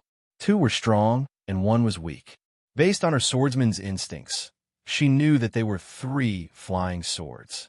Moreover, they were external swords. It went without saying who sent them. As an external swordsman, he naturally understood what was the right thing to do now. She used her trump card, the 4th flying sword. In terms of engraving flying swords and sword arrays, she had an extraordinary talent. Furthermore, she did not lack resources. Therefore, in her 40 years of foundation building, she had successfully engraved 4 full-layer flying swords. This was far more than the 2 swords of other cultivators of the same level. However, compared to Lu Xiaoyi, her flying swords lacked soul and penetrative power. Something like quantity would only change when it reached a certain level. For example, if hundreds or thousands of flying swords were shot out, the difference between 2 and 4 flying swords was not significant. However, this was not the case in the eyes of the cultivator opposite her. Initially, this woman had been fighting with 3 flying swords. However, when she was about to land, she suddenly unleashed another 3 flying sword from the sword sheath on her back. For a swordsman with such a level of cultivation to be able to control 6 flying swords, it was truly unimaginable. Could she control it with her spiritual sense? Could her magic power keep up with the consumption? Was it just for show? Yes, he did not notice Lu Xiaoyi's last flying sword, Hidden Fragrance. This was because the previous 3 flying swords were too ferocious and murderous.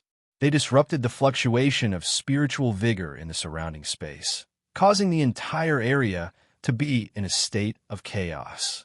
3 more flying swords came, but they didn't make him panic. Instead, they gave him hope.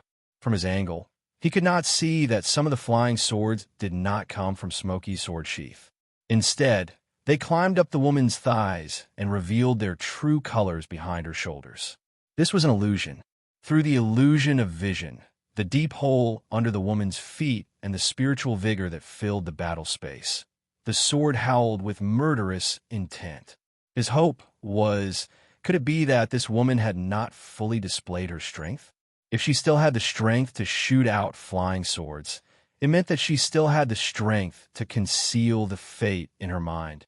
He still had a chance to fulfill his wish. There were some suspicious points, but he did not have the time to distinguish them. He had to deal with this wave of attacks first. This was not a difficult task because he had already experienced the power of this woman's swords. Even if she could shoot out 100 flying swords, she would only have the advantage of numbers. In terms of the power of a single sword, there was no difference. The first flying sword was Smokey's trump card. It was not that her flying sword was very fast, but that someone was deliberately controlling its speed. The cultivator's main magic weapon, the Tuo Luo celestial artifact, suddenly shone brightly and spun even faster. It created a shadow and blocked Smokey's flying swords. The pressure on the swords made the cultivator's heart lighten. As expected, there was no difference in the penetrative power of the swords from before. Then there were the other 2 flying swords, one in front and one behind. He had the confidence to block them.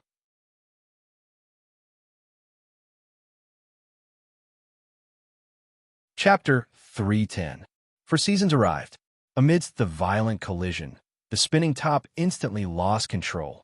This kind of power was completely incomparable to before. Sensing the danger, the spell cultivator gathered all the magic weapons flying outside in front of him, but they still couldn't withstand the pressure that was even heavier than before. 10 Strikes Decisive City was a flying sword that focused specifically on penetrating power. With the support of the sword spirit and the 4-6 unbalanced fulcrums, the power it displayed was already far beyond normal standards. It was also at this moment that the spell cultivator finally sensed that there was still a 7th flying sword. Hidden Fragrance was an assassination sword, but it also had a limit. It couldn't pierce through a person's body without being discovered. There had to be a minimum distance to be discovered. If hidden fragrance had a spirit, this distance would be greatly reduced, but couldn't be done now.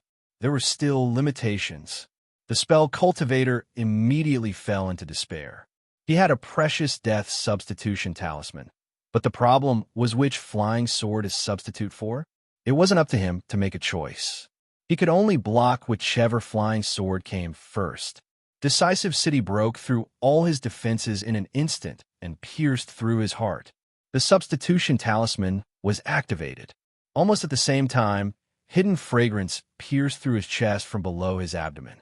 The angle was tricky, but it still managed to pierce through his heart. Piercing through the heart didn't mean that he would die immediately. He still had a few breaths of time left. What he was most troubled about now was whether this vicious woman was the owner of the Shard of Fate. This way, at least he would know if it was worth it before he died. It wasn't a woman. Something swayed out from under the woman's skirt. It had a sunny face and a pure smile. When it appeared in front of the spell cultivator, the power of fate was strong and vigorous without any concealment. The spell cultivator immediately knew where he had gone wrong. His mistake was to target Yin Yun's external sword, which had been in the Foundation establishment stage for a few decades. He didn't care about those little swordsmen who had only been in the Foundation establishment stage for a few decades. In the moment of his death, he could sense his own karmic luck leaving him. Everything was over. Yin Chun came to Lu Xiaoi, who was licking the candied haws. She was very curious. Had little junior brother been hiding in the cave all this time, or had he just happened to rush back? Wasn't this too much of a coincidence? But before she could say anything, Lu Xiaoi was one step ahead of her. Senior brother Guang Bei told me to come back. He seemed to feel that something was wrong. But I'm the last one. I don't know what they encountered. The two of them hurried back to the side of the cave. At this time, the faint fluctuations of spiritual vigor coming from the cave could no longer be concealed. The two of them knew that something big had happened inside. Before the two of them could react and decide what to do next, another person jumped out of the cave. It was Yin Bo, who was burning with impatience. Seeing the two of them looking at him in surprise, he couldn't help but ask, "Where is he? Who are you guys fighting?" At the same time, Smoky Ash asked, "Smoky Wave, why did you come out? Who is eldest senior brother fighting next?" Lu Xiaoi didn't wait for him to answer. Instead, he jumped back into the cave, followed by Smoky Ash. Once again, Smoky Ash was left hanging outside. It was not that she was not alert enough, but now she had completely understood her position. In terms of age, she might be the third, but in terms of strength, she was the fourth. Even if she tried her best, she could not defeat it, but in the hands of her little junior brother, it was just a matter of time. Although there were all kinds of borrowings, the power of the flying sword could not be faked. In the hands of her little junior brother, the spinning top celestial device that are several flying swords could not do anything to was just a matter of a sword. Until now, she still didn't know where the gap was. That reckless guy who appeared in the sword, aura rushing to the sky tower with a dumbfounded face and called out her name, was a coward who didn't seem like a swordsman. He was a swordsman who always put safety first. Yet, he had been crossing the bottom line of her cognition. If he wasn't a swordsman with his killing record, then what was she? Smoky Ash once again silently guarded the entrance of the cave. Soon, she shifted her attention to eldest senior brother below. It seemed that no one knew what was going on down there. Lu Xiaoi and Smoky Ash jumped down one after the other, completely forgetting Guang Bei's instructions. Lu Xiaoi was afraid of trouble, so the way he solved the problem was even more fearless.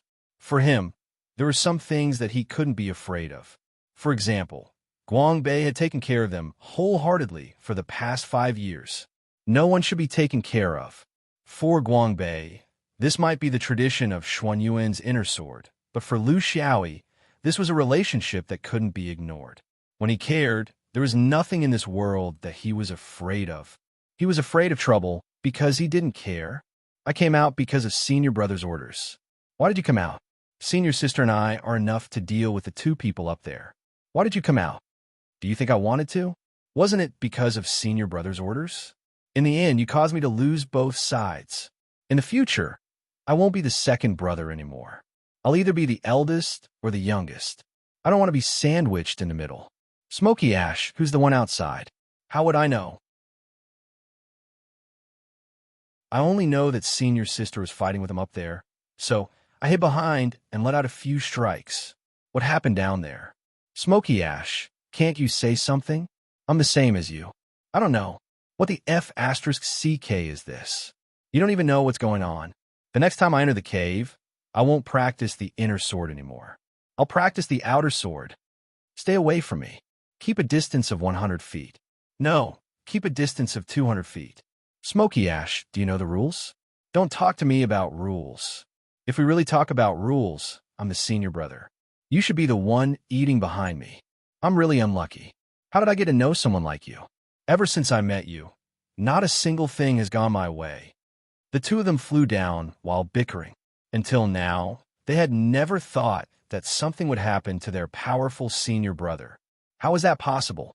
Their senior brother was so powerful and meticulous. They couldn't compare to him. If nothing happened to them, their senior brother would definitely be fine too. When they descended halfway, the spiritual energy below suddenly stopped. Everything became quiet, so quiet that it made them feel uneasy. Senior brother 1. Lu Xiaoyi cheered himself on. After talking for so long, that's all you can say? Smoky Ash rarely agreed. He didn't want to hear any different opinions. Many things happened, but they didn't have much time. When they stopped observing the cave walls, they passed through very quickly. After all, 50,000 feet wasn't a long distance for cultivators. Lu Xiaoyi only used a few strikes and licked a stick of sugar-coated haws. This was a swordsman's battle. It started fiercely and ended quickly. There was rarely any confusion. We've arrived at the small karst cave in front. Senior brother's last stand was there. Smoky Ash, you donkey, slow down. Lu Xiaoyi was the last to enter the small karst cave. He used the heaven-measuring sword ruler to rush forward. He maintained a posture of holding the sword in one hand, ready to attack at any time. However, everything in front of him made it impossible for him to wield his sword. Guangbei's eyes were wide open. He knelt on one knee and supported his body with a broken sword. However, he had already lost his vitality.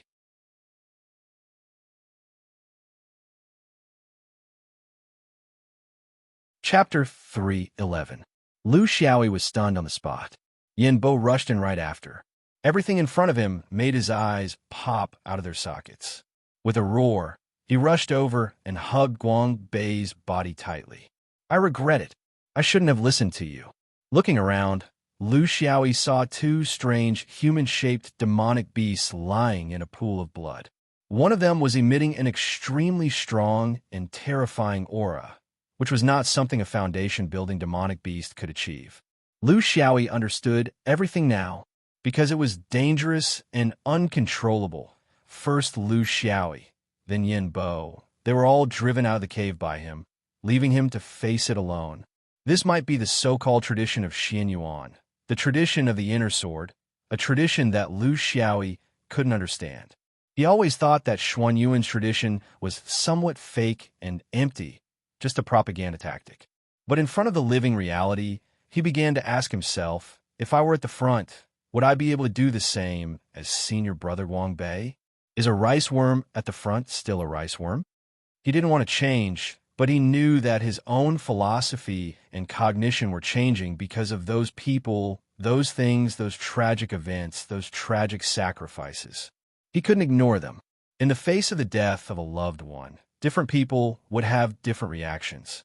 But cultivators were relatively the most ruthless kind. Grief should be hidden in the heart, not shown on the face. When Lu Xiaoyi tried to persuade Yin Bo had already stood up, holding Guangbei's body. Tribulations could hurt people, but they could also train people. Some people couldn't recover from the setback, while others could grow from it. Senior brother Guangbei is gone. Now I'm the eldest senior brother. Lu Xiaoyi nodded, expressing his agreement. The two of them no longer spoke as intimately as before. Moreover, Lu Xiaoyi realized that they could never return to their previous state. Don't move anything here. Let's take senior brother up. Lu Xiaoyi silently led the way in front. In just a short 2 hours, they had already walked through the cave many times. Moreover, it could be expected that this would not be the last time. After leaving the cave, Smoky Ash was completely unable to accept such a result. But cultivators wouldn't cling to their fate and wouldn't randomly complain. They were more rational and were more able to face death. Lu Xiaoyi briefly told her what had happened. At the same time, Yinxing also talked about what had happened outside. When all these pieces of information were gathered together, the evidence was very strong. The only suspicious point was which orthodoxy was behind this fake patriarch. This person was not the real Wangbei clan leader. This was the reason why he looked old and senile, and his whole body was covered with the smell of elixirs. It was because this was the best way to cover it up. It had to be said that Xuan Yuan's disciples were not experienced enough in some unorthodox Taoist methods. This was a Taoist who was over 100 years old. Compared to his lifespan, he was still very young. However, it was impossible to tell which orthodoxy this person belonged to from his belongings. They did not touch the storage ring because it might cause it to collapse. After listening to Smoky Ash's description of the situation outside, Yin Bo did not hesitate. He had automatically taken over Guang Bei's position. This was not a usurpation of power, but a responsibility. He had changed from a cool attitude to a more responsible attitude. This was a very important step in the process of becoming a patriarch. What do you think? Smoky Ash said hatefully. This must be that Taoist scheme. Since he pretended to be the Wangbei clan leader, he has been leading us into a trap step by step. There are traps in the cave, and he wants to collapse the cave from the outside. It must be his supreme cultivator. They didn't chase after us, but set a trap in advance on the path we must take. There must be his accomplices among the Wangbei clan leader. Maybe some of them, maybe all of them. Yin Bo looked at Lu Xiaoyi. Lu Xiaoyi nodded. I agree with senior sister's judgment, but there are some doubts. If it's a supreme cultivator, why is there only one of them here? Supreme is not a sect that shows off individual heroes. As for what to do, I will listen to senior brother. Yin Bo was not polite. Now is not the time to be polite. My intention is to pass the Bluebird's message and quickly pass it to the sect. There are many mysteries behind this matter. It should be decided by the sect elders. We will stay here and monitor the Wangbei clan leaders' every move and intercept any possible exits. The two nodded silently. Yin Bo did not hesitate. He took out his blue bird sword talisman and hurriedly poured his spiritual sense into it. With a wave of his hand, the talisman turned into a blue bird. With a long cry, it flew through the clouds. The three of them were smart people. They knew the reason why Yin Bo did this. If they were a little impulsive and hurt Guangbei, they should immediately capture all the Wangbei clan leaders' cultivators and not let a single one escape. Then, they could find out the possible truth from among them. But this was not the way of cultivators. If Guangbei was still alive, he would not allow them to be so rash. Although Wangbei was a small clan, there were nearly 100 cultivators and more than 10 foundation establishments. The key was that they did not know the details of the Wangbei clan. They only had a vague idea of who these cultivators were and what realm they were in. If they rashly made a move, it was impossible to catch them all in one fell swoop. And with just the three of them, they might not really have the ability to do it. If they were not careful, the agreement that they had just made would immediately become smoke, and the relationship would deteriorate beyond repair. Therefore, the best countermeasure now was to report it to the sect. The sect would send people to seal the Earth's core cave and investigate the truth. This was the most fundamental way to deal with it. Only when one's realm reached a certain level could they master the art of mind control. Only then could they find out the truth by checking other people's minds. But Foundation establishment cultivators could not do this at all. Even Jean Dan could barely do it. In fact, among the three of them, Yin Bo was the most impulsive. They were the real Marshall brothers and came from the same branch of the internal sword. But when a person took on some kind of responsibility, his thoughts would no longer be as casual as before. Instead, he would become more responsible. This was the process of growing up. He had abandoned his anger and became more considerate. Some words could be said when you were a member of a team, but when you became a leader, you could not say it. They froze the two corpses. Guangbei, needless to say, had to be sent back to the Dome Sword burial ground. The strange spiritual cultivator needed the sect to identify him. Their daily task was to monitor the cultivators of the Guangbei tribe and not allow them to go out. Of course, their main task was to persuade them, not to threaten them with force. Originally, the three of them were still a little worried that if these people were disloyal and rushed out, it would put them in a very awkward situation. However, to their surprise, the north-gazing cultivators were very cooperative. They were also very curious as to how their old patriarch had become another person. Half a day later, Xuanyuan's reinforcements had not yet arrived.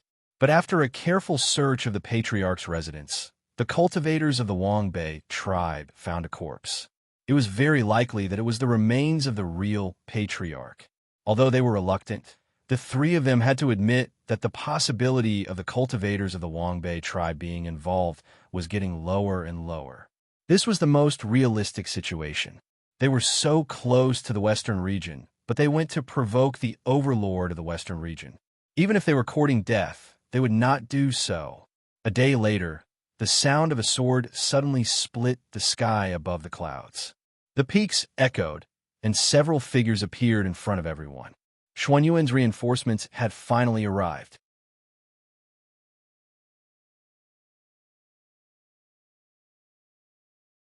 Chapter 312. There was a perfected person, inner sword Yuaning Daoist Xiaoqiu. There were also 3 Jin Dan cultivators, 1 inner sword and 2 outer sword. Yin Bo recounted the ins and outs of the matter in detail, including the dirty dealings between the Mountain Owl clan and the supreme cultivators. Then, they carefully examined the 2 corpses and went down to the Earth's core cave to investigate. Finally, they questioned the Guangbei clan cultivators. At this point, the 3 Foundation establishment cultivators had nothing to do. Whether it was in terms of professionalism or ability, they could not interfere. 3 days later, Daoist Xiaoqiu came to a conclusion. Guangbei had died together with the Jindan beasts in a battle with 2 mountain owls. The mountain owls were brought in by outsiders, not born in the Earth's core cave. The strange Dharma cultivator who attacked Yin Bo outside the cave was from the 3 pure ones. His name was unknown. The mountain-gazing clan cultivators knew nothing about this, because their clan leader had been replaced a few years ago. This 3 pure Dharma cultivator was very patient. He had endured here for at least 3 years for a trap.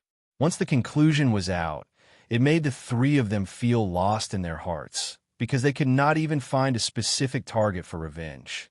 The 3 pure ones were old rivals. It was a Dharma cultivator sect on the same level as the supreme cultivators.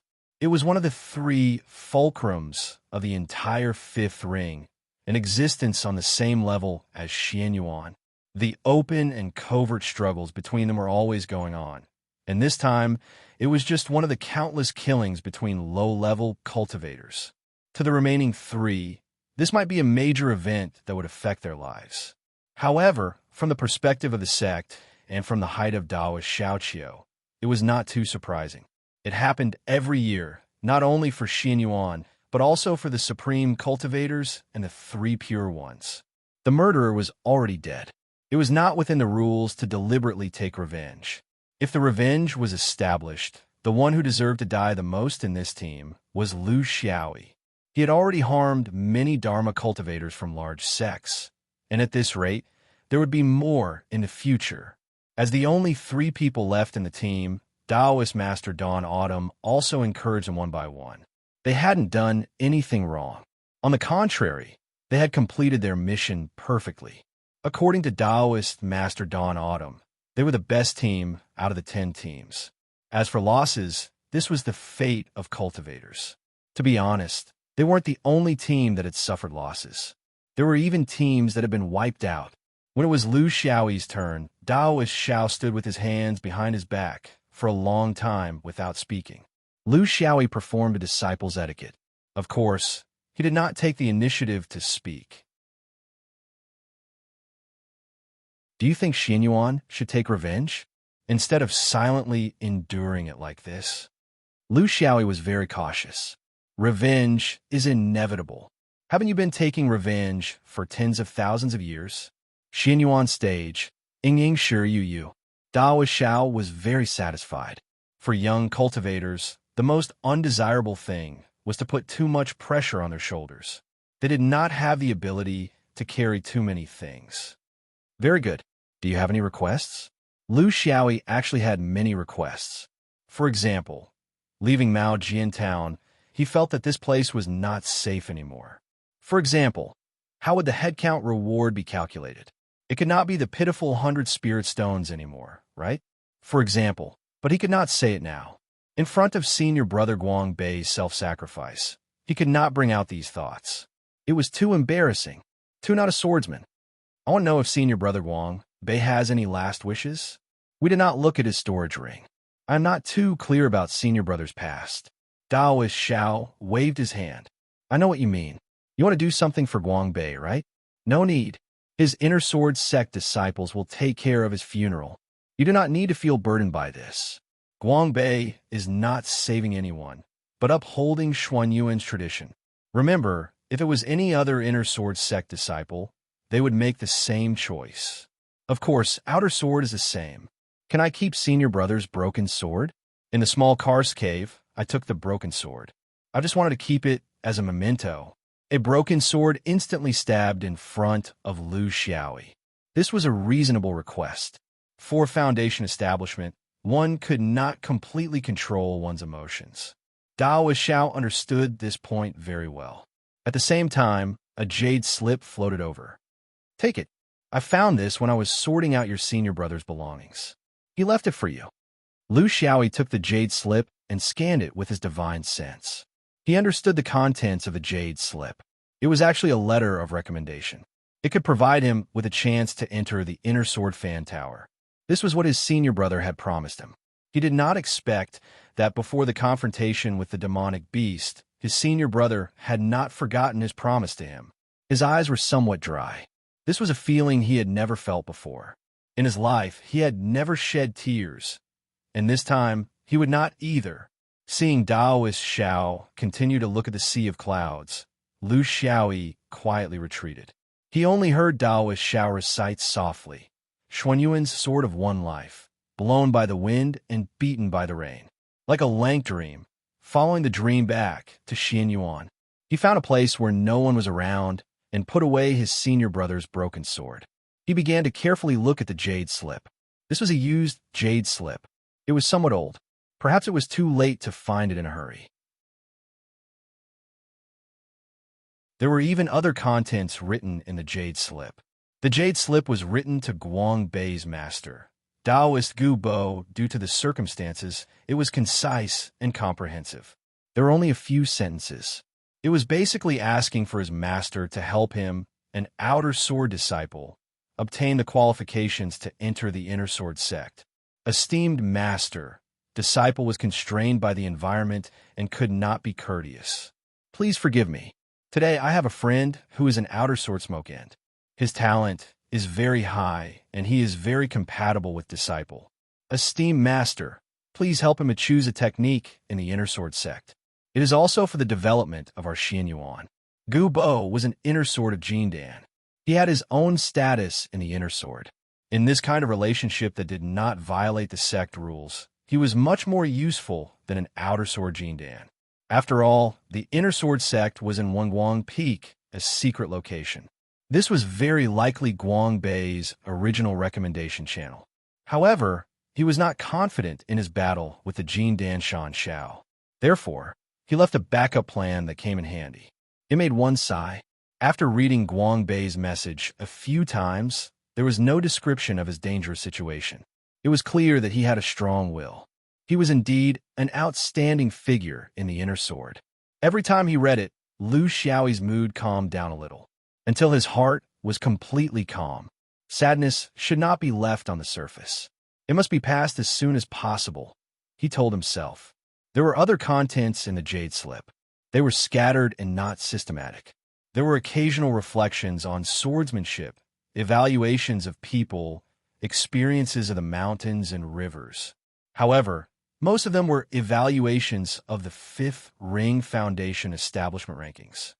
No Zhou Pu, suppressing me. We are evenly matched. However, if we fight to the death, we must cut him down. 3 pure ones. Lang Yazi, ranked in the top 10. I am no match for his instantaneous technique. I must find a breakthrough in swordsmanship. Jialan Wuji, ranked in the top 10. Peculiar Dao body. Lu Xiaoyi really did not expect that his senior brother, who had never mentioned anything about this in their 5 years together, actually placed great importance on the rankings in his heart. He also had expectations. Fish Leaping Cliff, a place where I, Guang Bei, can use my sword. With one sword, who can contend against me? Let's work hard together. Fish Leaping Cliff was the holy land of the fifth ring foundation establishment rankings. Only cultivators who could steadily rank in the top 10 for more than 10 years could leave their own mark on the cliff. It was also a place revered by many hot-blooded cultivators. How many heroes had left behind their glorious past here? Of course, it did not mean that they could successfully advance to Jindan just by occupying a spot here. It was also a kind of obsession. Lu Xiaoyi took out the broken sword. His finger lightly brushed against its frightening sharpness. After coming to the fifth ring for nearly 20 years, he had set his first goal. Don't worry, senior brother. I will fulfill your wish. You're tuning in to the Warrior Lore YouTube channel. Don't forget to subscribe and join us on this journey to catch the most captivating stories.